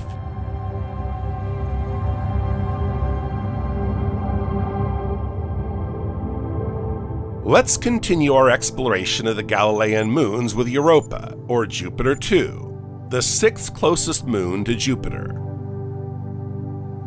Europa has a period of revolution of 85 hours. With a diameter of 3,122 kilometers, or 1,900 miles, it's the smallest of the Galilean moons, but the sixth largest in our solar system. It's also the most interesting in the search for extraterrestrial life. In fact, according to researchers, it's the one where life is most likely to be found. Let's take a closer look at this mysterious moon. Europa has been flown over 12 times by NASA's unmanned spacecraft Galileo. Virtually all our data on Europa was collected by this probe. Europa is barely smaller than our moon. It consists mainly of silicate rock, with a crust of water ice and a core, probably of iron and nickel. It has a very thin atmosphere composed mainly of oxygen. Its temperature at the equator is -183 degrees Celsius, or -297 degrees Fahrenheit, and its temperature at the poles can drop to -223 degrees Celsius, or -370 degrees Fahrenheit. Unlike Io or our moon, its surface is free of craters, making Europa the smoothest surface celestial object in the solar system. Its surface is relatively young, estimated to be just 100 million years old. Locked in by Jupiter's tides, Europa rotates synchronously around the gas giant, so it always presents the same face.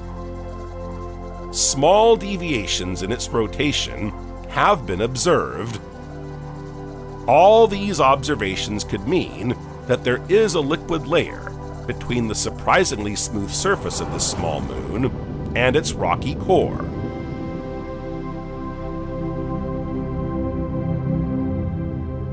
This hypothesis was confirmed by the Galileo probe studies of the satellite's interaction with Jupiter's magnetic field. While there are no impact craters on Europa's surface, there are glacial striations and fissures known as lineae. These crevices have been analyzed by the Galileo probe. The analyses show that in the past, the satellite's crust moved 80 degrees in relation to its interior, which would have been impossible without a liquid layer beneath the surface. What's more, as the Galileo probe got closer to Europa, it was able to observe these cracks more closely. The data collected suggests that in some places the ice cracked, then a trench formed, and a material filled the empty cracks and froze, allowing the parts to be welded back together. It's a bit like kintsugi.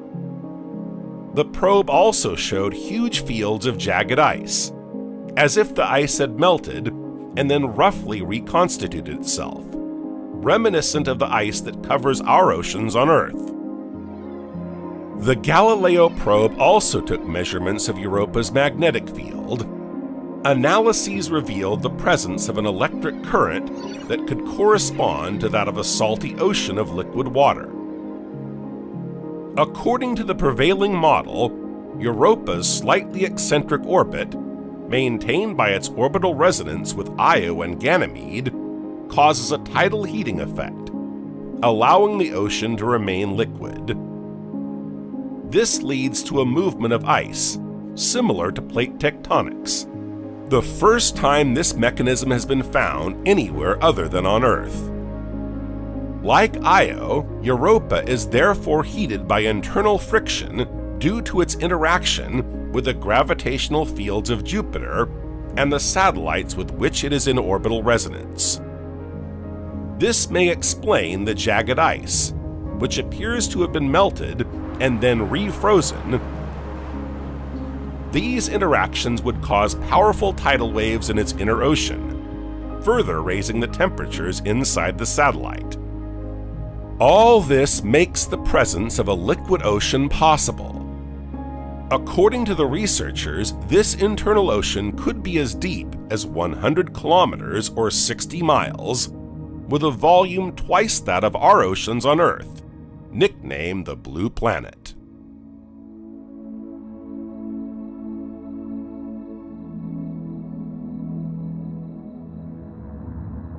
Europa thus appears very different from its sister moon Io. It is covered by an exceptionally smooth and clean layer of ice. The highest features of its relief rise only a few hundred meters above the surface, a completely different landscape from Io's high mountains. The thickness of the ice crust varies between 10 and 30 kilometers or 20 miles. Europa's surface is striated by a network of long, deep fissures. Some of these cracks may be reaching the groundwater layer. If this is the case, the ice that covers the bottom of the crevices provides valuable material for studying Europa's interior composition. Europa's geysers occur regularly throughout the moon's orbit, but are most frequent when the moon is furthest from Jupiter. This is because Jupiter's tidal forces are weaker when the moon is further away. These tidal forces are responsible for the formation of geysers, forcing water from the underground ocean towards the surface. These geysers, detected by the Hubble telescope, can reach up to 200 kilometers or 125 miles in height. These giant jets are made up of water vapor, a surprisingly clean form of water. It's possible that this water comes from Europa's underground ocean, or from giant lakes hidden beneath the ice crust. These are invaluable to scientists, as they would enable them to detect traces of life without having to use a lander. For the moment, nothing is certain.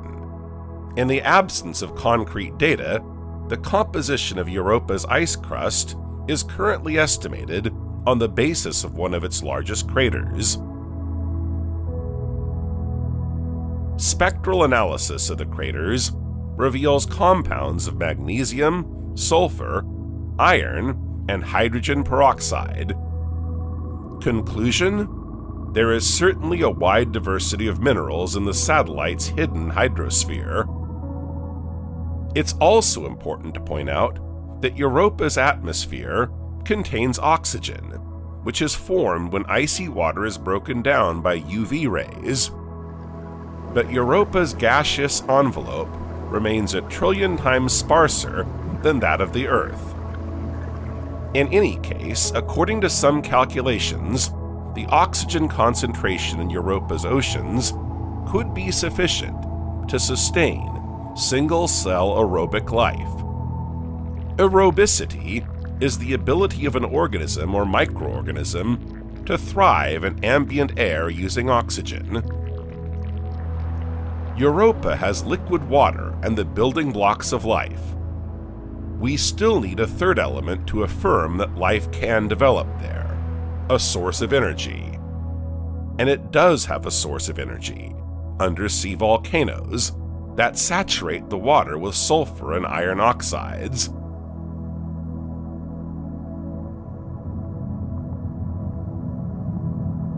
Some researchers even claim that there could be multicellular organisms in the European Ocean, but this hypothesis is still premature. In any case, all we know is that we can't rule out the possibility of primitive life on this mysterious moon of Jupiter. Faced with all these possibilities, researchers are wondering whether it is really possible for a form of life to survive in this type of environment, namely, a cold liquid ocean enclosed beneath kilometers of ice, with no access to the sun's energy and with underwater volcanic activity as its sole source of power.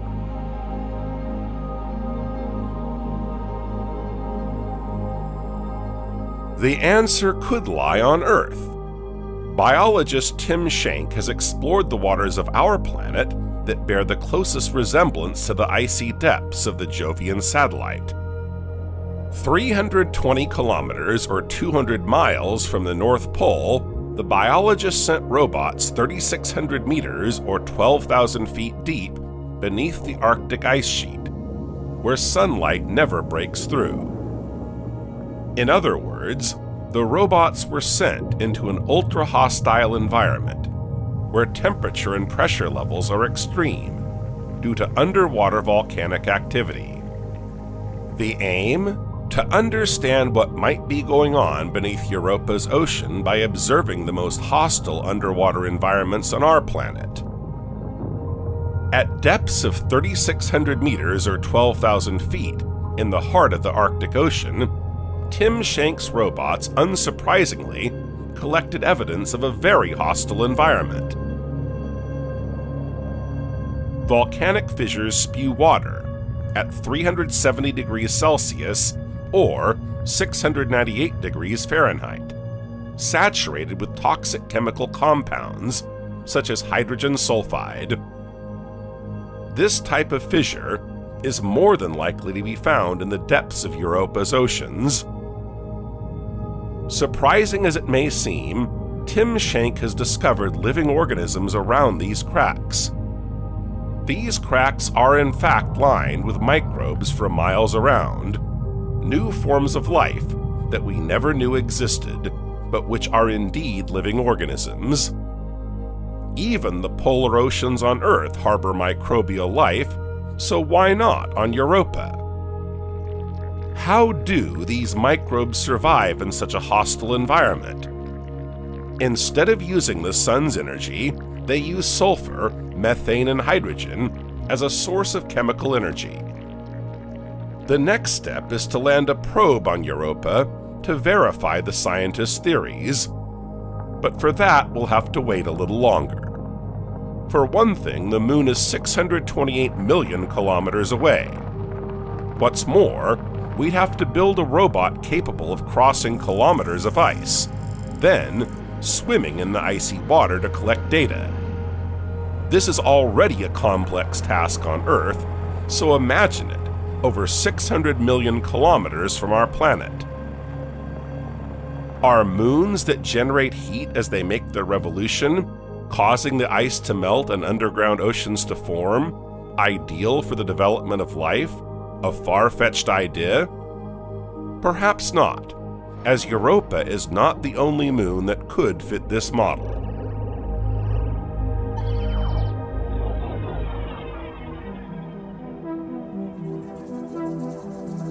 Ganymede, or Jupiter 3, is the third Galilean satellite. Its orbit lasts about 7 Earth days. It is not only Jupiter's largest satellite, but also the largest in the entire solar system. In fact, it's the satellite that most closely resembles a planet. Its diameter is 5,268 kilometers, or 3,000 miles, or 8% larger than the planet Mercury, and 2% larger than Saturn's largest moon, Titan, which we'll study later. However, its mass is only 45% that of Mercury, as it is made up of equal amounts of water ice and silicate rocks, whereas Mercury is made up solely of rocks and metals. Ganymede is just over twice the size of our moon and twice as heavy as our satellite. You can see it with the naked eye in our night sky. It's the only satellite in our solar system with a liquid metal core and its own magnetosphere. This magnetosphere was probably created by convection within the liquid iron core, Ganymede completes its orbit around Jupiter in 7 Earth days, around 1 million kilometers from the gas giant. Its orbit is slightly eccentric and inclined to Jupiter's equatorial plane. Its rotation is controlled by Jupiter's gravitational tidal effects, like Io and Europa, so it too is in synchronous rotation. When Ganymede makes 1 complete revolution around Jupiter, Europa makes 2 and Io 4. Ganymede is therefore in orbital resonance with the other 2 Galilean moons. Ganymede's atmosphere is thin and contains several elements: atomic oxygen, dioxygen, and possibly ozone, as well as atomic hydrogen in small proportions. Pioneer 10 was the first probe to take a close look at Ganymede. In the 1970s, the American probes Pioneer 10, Pioneer 11, and Voyager 1 and 2 provided some insight into Ganymede. Then, the Galileo probe refined some of the data we have on this Jovian satellite, thanks to 6 close flybys between 1996 and 2000. Thanks to Galileo's data, we were able to discover its underground ocean and magnetic field.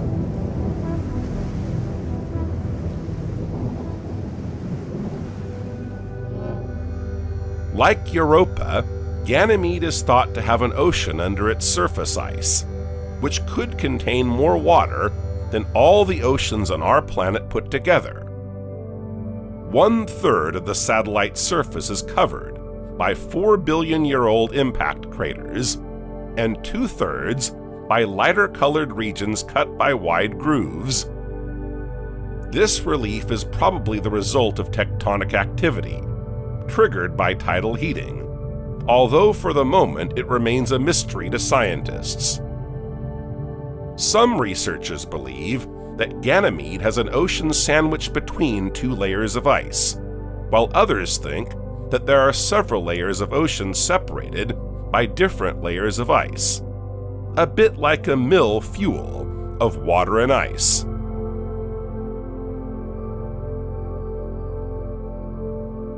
Ganymede's magnetic field is due to its iron-rich liquid core.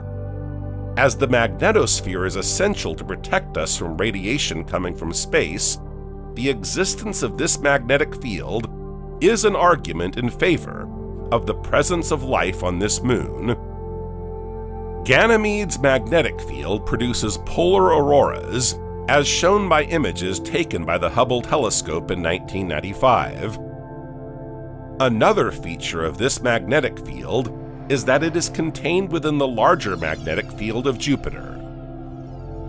Studies of Ganymede's magnetic field by the Galileo probe show that there could be a multi-layered salty ocean beneath the ice crust at a depth of at least 200 kilometers or 125 miles. Multi-layered because this ocean could have up to 4 layers, each with its own salinity and density.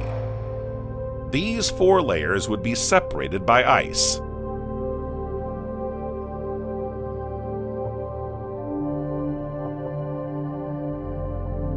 On the surface of Ganymede, Galileo's high-resolution spectroscope has revealed the presence of a large number of non-aqueous materials. These include carbon dioxide, sulfur dioxide, sulfuric acid, various organic compounds, magnesium sulfate, and sodium sulfate. These materials probably originate from Ganymede's subglacial ocean, although it is not yet known by what mechanisms these compounds could have reached the surface by penetrating the satellite's crust. Researchers believe that Ganymede may have formed by accretion, i.e., the progressive agglomeration of the gases and dust that surrounded Jupiter after its formation.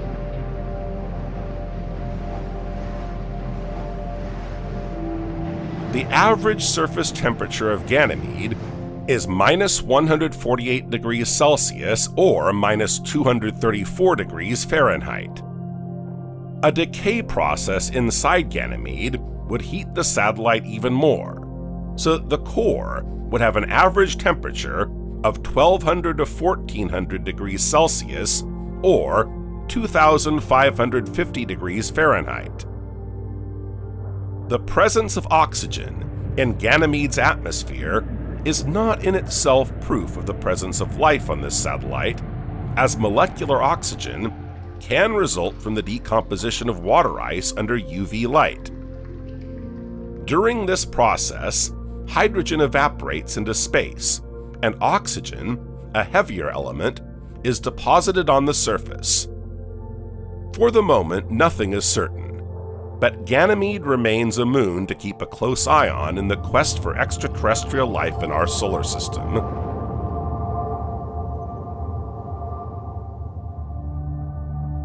We're now going to explore Jupiter's last Galilean moon, Callisto. Callisto, or Jupiter 4, is the second largest Jovian moon after Ganymede and the third largest in the solar system. It is the Galilean moon furthest from Jupiter, and therefore the only one of the four not to be in orbital resonance. Like Ganymede, Callisto is thought to have formed by accretion from the disk of gas that surrounded Jupiter after its formation. With a diameter of 4,820 kilometers or 3,100 miles, Callisto is roughly the size of Mercury. This moon has a thick crust of ice, 80 to 150 kilometers deep. It is made up of roughly equal parts rock and ice. However, it has one major difference from Ganymede. It does not undergo tidal heating and is therefore only partially differentiated. In other words, it does contain layers of different densities, but not at full depth. According to data collected by the Galileo probe, Callisto may have a small silicate core and an ocean of liquid water more than 100 kilometers beneath its surface. As on Ganymede and Europa, this ocean could harbor life.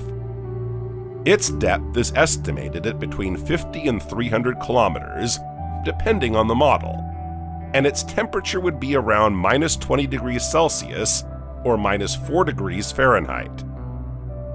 Because of the high pressure, the water in this ocean would remain liquid.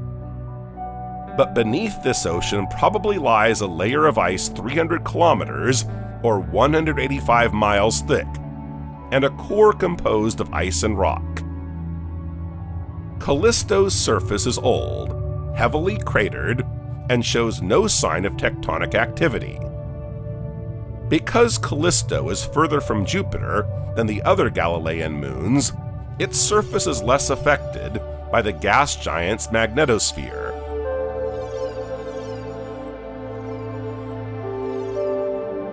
Callisto is surrounded by a thin atmosphere composed mainly of carbon dioxide and probably molecular oxygen, as well as by an intense ionosphere. Explored on numerous occasions by space probes such as Pioneer 10 and 11, Galileo, and Cassini-Huygens, Callisto is often considered the most suitable body for a human base to explore the Jovian system. However, the likelihood of this satellite harboring any form of life is lower than for Europa or Ganymede. The impact of Jupiter's tides is not enough to properly deform the satellite, as Callisto is located too far from Jupiter. As a result, the satellite cannot draw much heat from the gas giant. What's more, Callisto is made up mainly of ice, whereas it would be preferable for water to be in contact with hard rock to be saturated with the elements necessary for the appearance of life. In fact, the low diversity of chemical compounds and low temperatures on this satellite considerably reduce the chances of life appearing and developing. But this possibility should not yet be totally ruled out.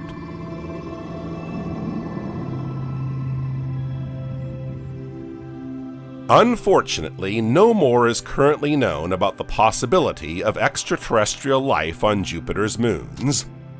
These moons have been explored only briefly, by spacecraft en route to another destination. But more recently, projects dedicated to the study of Jupiter and its moons have emerged. NASA's Juno probe arrived in Jupiter's orbit in July 2016, and has since delivered extraordinary images of the gas giant. In July 2021, it moved on to study the Galilean moons. On September 29, 2022, it flew very close over the moon Europa, passing just 352 kilometers, or 220 miles from its surface. This was only the third time a probe had flown over this satellite. The flyby enabled the probe to take photos of the moon, as well as samples, to be compared with Galileo data collected at the beginning of the century.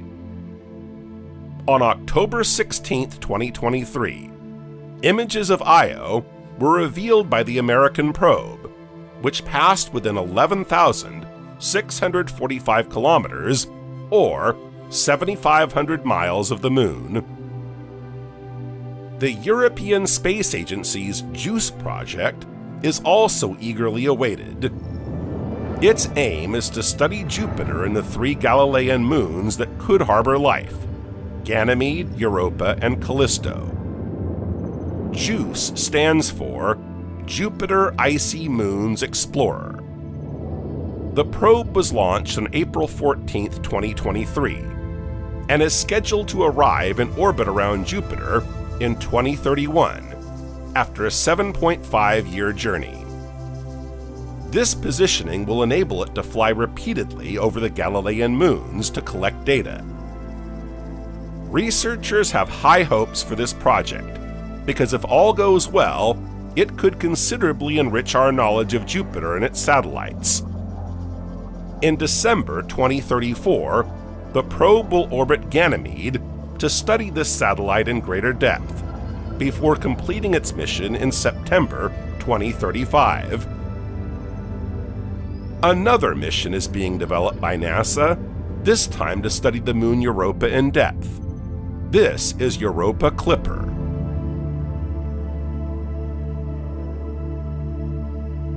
This automatic probe should leave Earth in October 2024 and reach the Jovian system in April 2030.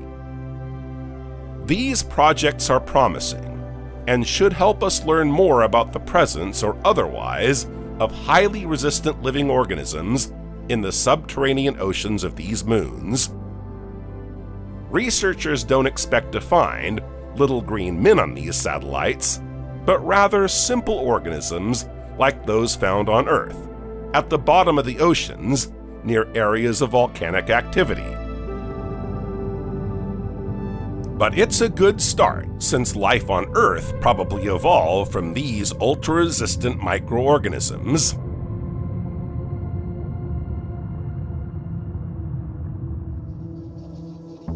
Could there be other moons in our solar system with conditions similar to Europa, Ganymede, or Callisto, suitable for the appearance and development of life?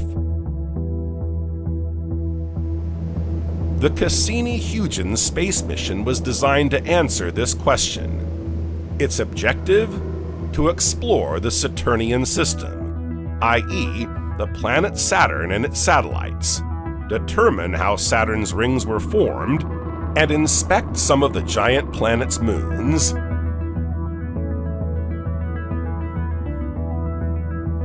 This mission, developed by NASA with the participation of the European Space Agency and the Italian Space Agency, was launched on October 15, 1997, and ended on September 15, 2017. After flying past Jupiter on December 30, 2000, the probe was placed in orbit around Saturn on July 1, 2004. On January 14, 2005, the Huygens lander detached from the probe and landed on the surface of Titan, Saturn's largest moon, while the Cassini orbiter continued to collect data on Saturn and its satellites as they passed close to the gas giant's orbit. The mission was scheduled to last 4 years but was extended twice, ending on September 15, 2017. The Cassini orbiter was equipped with the most sophisticated instruments ever taken to the outer solar system: cameras, spectrometers.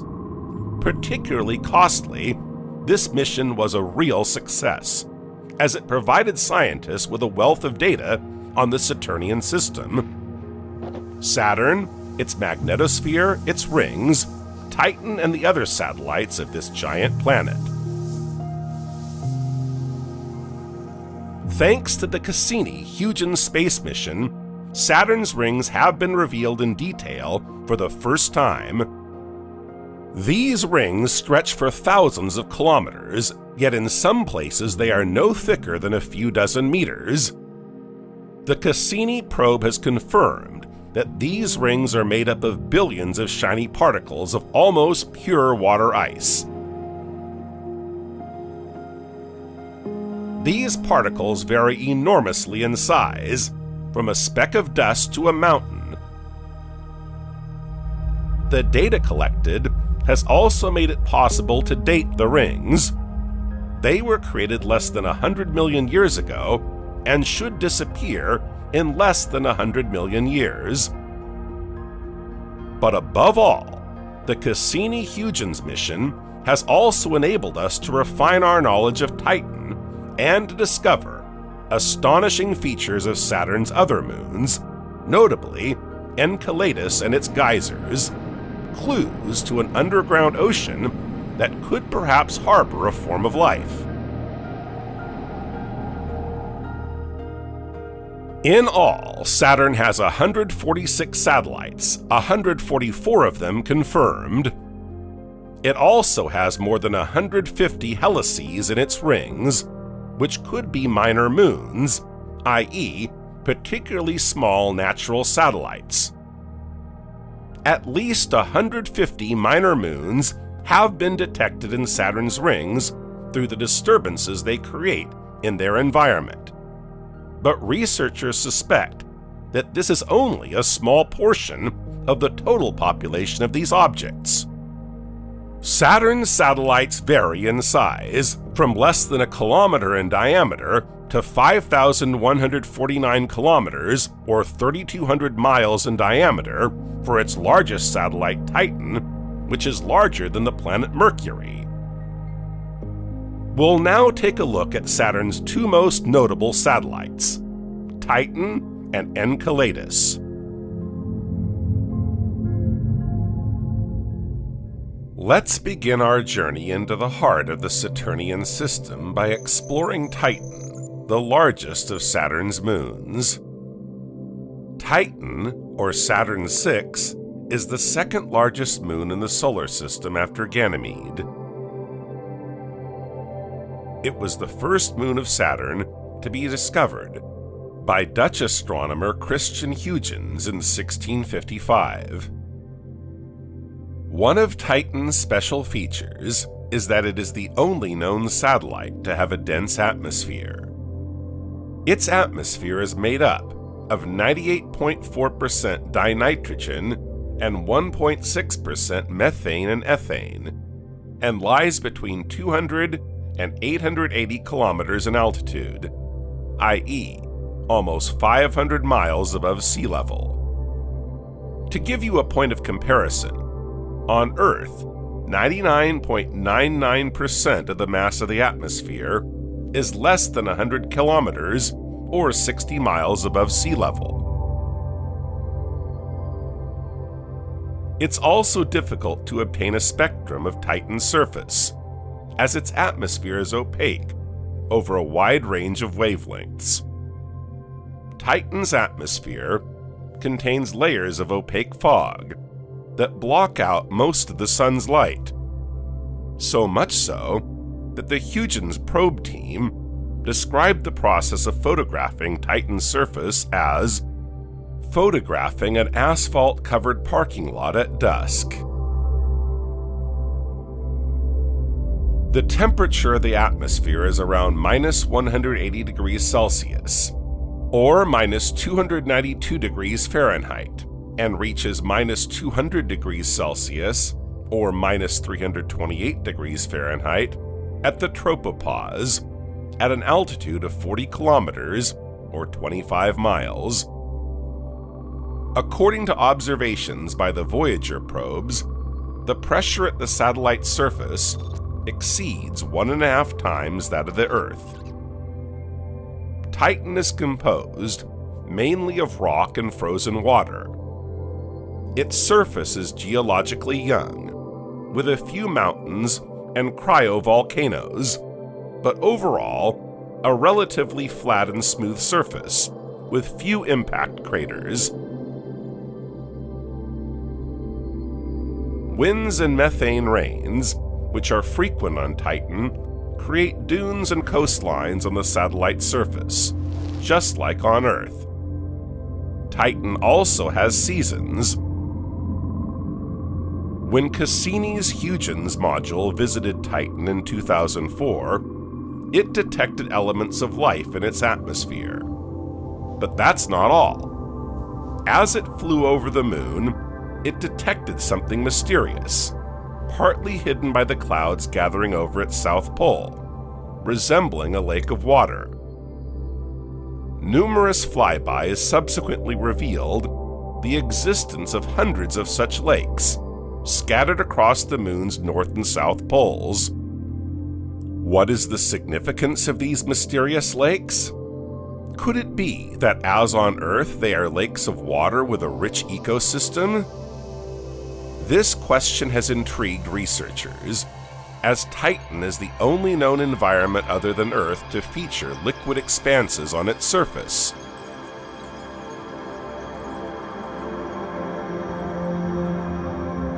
But given Titan's surface temperature of minus 180 degrees Celsius or minus 290 degrees Fahrenheit on average, these lakes cannot be lakes of liquid water.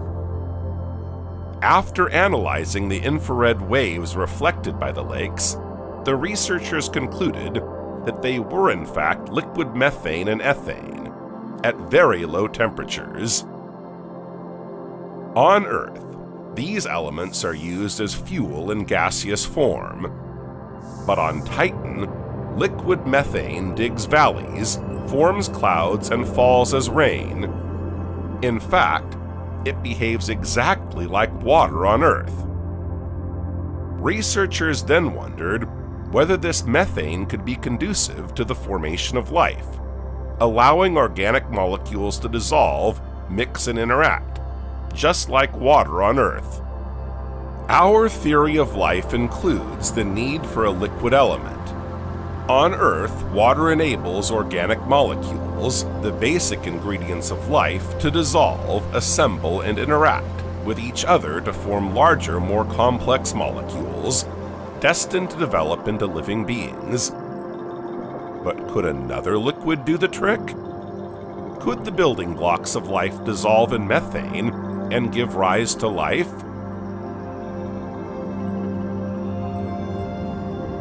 Astrobiologist Chris McKay has attempted to answer this question. To do so, he used the elements detected in Titan's atmosphere by the Cassini mission and carried out a simulation. First, he reproduced the reaction that takes place on Titan to obtain the same organic material as in its atmosphere.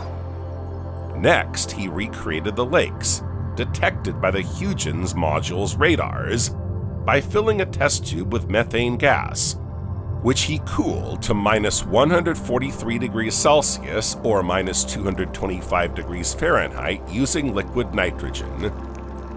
The methane liquefied exactly as it does on Titan's icy surface. Chris McKay was thus able to obtain a miniature Titan lake in his test tube, namely, a bath of liquid methane with organic materials. The aim now is to find out whether these materials will dissolve to form more complex molecules and ultimately a new form of life. If these organic materials can dissolve, it means that the chemical processes necessary for life could exist on Titan, and on a larger scale, that they are capable of being triggered even in conditions of extreme cold and in liquids other than water. This would also mean that life has arisen twice under different conditions, and that it is therefore a natural process that can appear in other places. This would open up infinite possibilities. In any case, if there is life on Titan, it bears no resemblance to life on Earth. While we await the results of Chris McKay's experiment, other evidence of possible life on Saturn's satellite has been put forward. A team of researchers has identified a deficit of acetylene on Titan's surface. This molecule, which forms on the planet's surface, should be present in Titan's lakes, but has not yet been detected. According to Chris McKay, acetylene could indeed be the food of choice for hypothetical life based on liquid methane, but nothing is certain yet. The lack of acetylene could just as easily result from the action of sunlight or cosmic rays, which are capable of transforming acetylene into other, more complex molecules that no longer display its spectral signature. Whatever the case, researchers are still hopeful of finding some form of life on Titan. This moon of Saturn closely resembles a primitive Earth, albeit at a lower temperature in many respects. Its liquids on and below the surface, its thick atmosphere of diazote, Titan could well contain extraterrestrial microbial life, or at least a prebiotic natural environment rich in complex organic chemistry.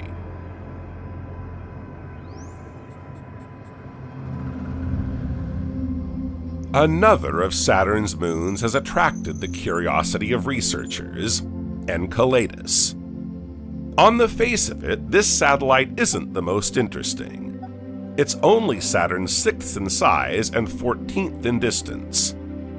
But since the Voyager 2 and Cassini-Huygens missions, researchers have been taking a close interest in this small moon, which boasts some astonishing features. Enceladus is a real mystery, very different from Saturn's other moons in its appearance and shimmering white surface. It displays a complex geological activity, difficult to explain for such a small body. Indeed, Enceladus measures only 500 kilometers or 310 miles in diameter on average.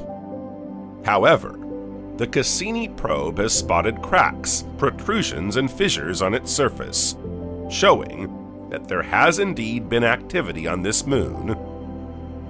In fact, one of the objectives of the Cassini-Huygens mission was to find out whether this geological activity was still taking place today.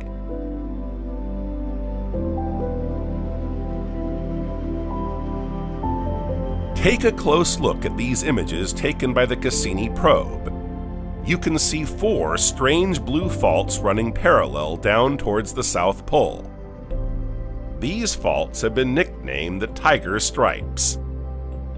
120 kilometers, or 75 miles long, they are several hundred meters deep and bear disturbing similarities to earthly faults. The probe's thermal sensors recorded some surprising data at Enceladus's South Pole. While these faults should be colder than the rest of the moon, they radiate heat. In fact, the faults are on average 95 degrees Celsius or 200 degrees Fahrenheit hotter than the rest of the Moon. The mystery surrounding Enceladus thickened when the probe changed its perspective. As Enceladus passes in front of the Sun, immense geysers can be seen, erupting from the tiger stripes.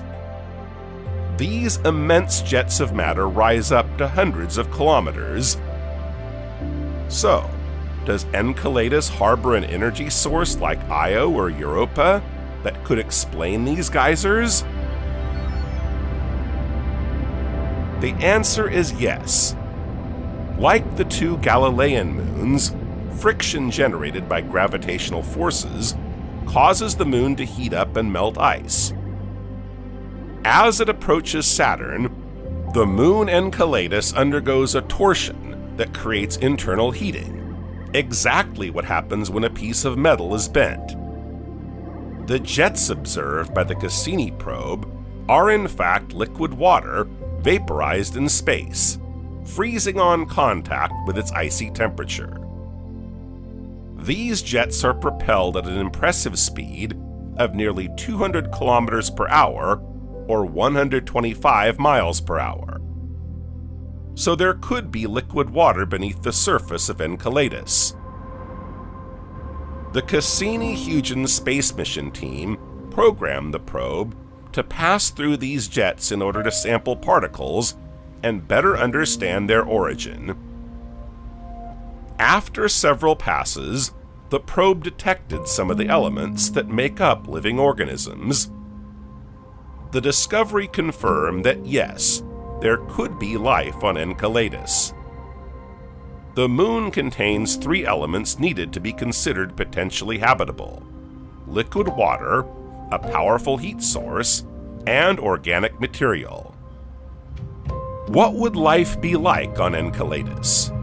Around the tiger stripes, we'd be in a region of eternal snow, since it's been snowing on Enceladus for at least 100 million years. The sky would be black, and we'd have the impression of floating due to the low gravity. We wouldn't be able to see anything with the sun at our backs, but facing the sun, we'd be able to see the immense geysers cut through the light and fall to the ground in a thick white mantle. For the moment, there is no evidence that Enceladus harbors life. Cassini's instruments have not detected any trace of life as such. But Enceladus is definitely on the list of next destinations to visit during space exploration missions. What's more, to analyze the Moon's underground water content, you don't have to dig as you do on Europa. Just walk through the geysers.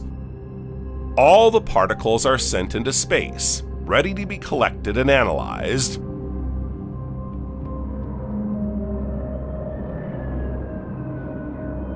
Apart from the Saturnian and Jovian systems, are there any other moons in our solar system that could potentially be habitable? Of the 214 moons identified by NASA, there must be more. To answer this question, scientists have turned to Uranus, Neptune, and Mars.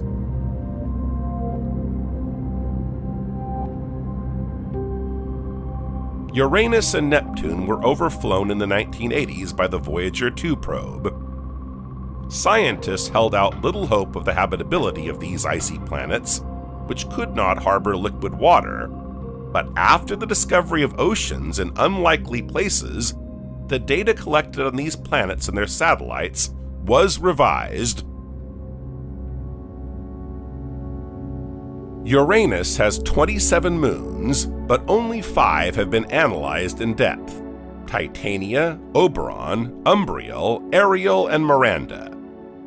If an internal ocean existed on Miranda, the smallest of the satellites studied, it would probably have frozen over by now. But it's entirely possible that the other 4 moons contain an internal ocean. Depending on the moon, scientists have developed different scenarios to explain the origin of an energy source. On Titania and Oberon, the 2 largest satellites, heating is thought to be due to the tidal effect of Uranus. while on Ariel, it could be explained by cryovolcanic activity. The scientists' conclusion is that there may be internal oceans on the Uranian satellites, but they are relics of former oceans, or residual oceans, rather than thick oceans. And what about Neptune? The eighth planet from the Sun, Neptune, like Uranus, is what we call an icy planet. Of its 14 satellites, the one that most interests researchers is Triton, its largest, with a diameter of just over 2,700 kilometers, or 1,700 miles. Triton is an astonishing moon. It's the only known large satellite in the solar system to orbit in the retrograde direction, i.e., in the opposite direction to the planet's direction of rotation. For this reason, Triton may be a Kuiper Belt object captured by Neptune. It is also the only moon, along with Phobos, one of Mars' two moons, to approach the object around which it orbits. Our moon, on the other hand, is moving away from the Earth by about 3.8 centimeters, or 1.5 inches per year. While flying over Triton, Voyager 2 observed geysers 8 kilometers, or 5 miles high, over 180 kilometers, or 60 miles, all concentrated in the region of Triton, currently facing the Sun. These geysers would therefore have a solar origin.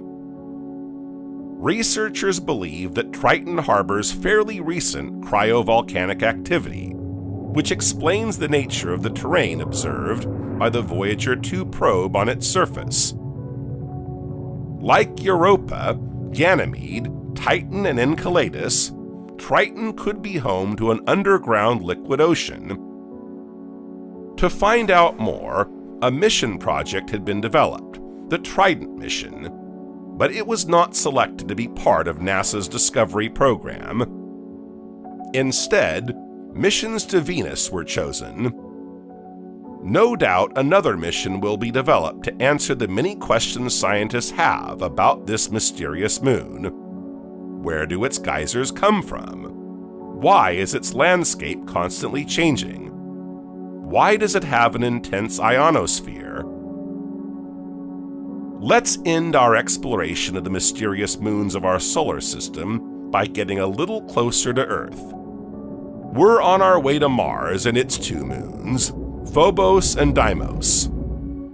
These two moons share many characteristics with C-type asteroids, primitive bodies dating back to the genesis of the solar system. But contrary to what researchers have long believed, these are not primitive celestial bodies that were attracted to Mars from the asteroid belt like Triton. Not only is Mars' gravitational pull too weak, but their orbits are too circular. Phobos and Deimos are more likely to be the result of a collision between Mars and a giant celestial body. Perhaps these two moons were born at the same time, but their trajectories are different. Phobos is approaching Mars by around 2 meters every 100 years, while Deimos is moving away. In fact, Phobos is the closest satellite to its planet in the entire solar system. Its surface is dotted with craters, fissures, and other marks left by meteorite impacts. According to the researchers, Phobos will be destroyed in 30 to 50 million years due to deformations caused by Mars's tides and gravity, while Deimos will probably move away and emancipate itself from Mars' gravitational pull. In any case, these two moons are unlikely to harbor life. In the quest for extraterrestrial life, it's Mars that interests researchers.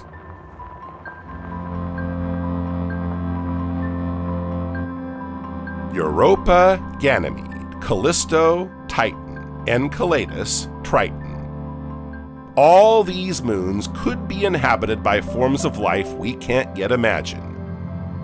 Research carried out in recent years on the moons of our solar system has shown us that there are worlds not so far away from us that are very different from our own, and yet could be home to extraterrestrial life forms.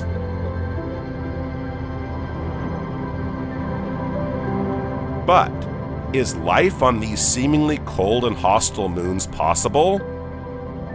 On Earth, we've discovered that life can cope with far more extreme conditions than previously imagined. Some microbes can live in arid deserts, in lakes saturated with arsenic, or on the walls of caves dripping with sulfuric acid. Environments that are toxic for us can be conducive to the development of other types of living beings, ultra-resistant organisms, unsuspected forms of life. Everywhere on Earth, life manages to thrive.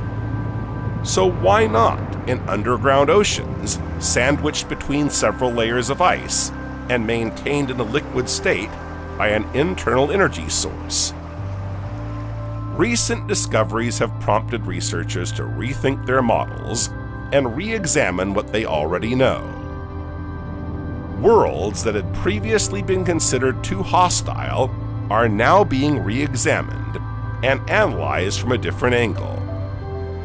Whereas before, the search was for Earth-like planets, the field of possibilities has been broadened by looking at other types of celestial bodies, which offer other conditions and environments, and which may favor different types of chemical processes, with a result that could well be life.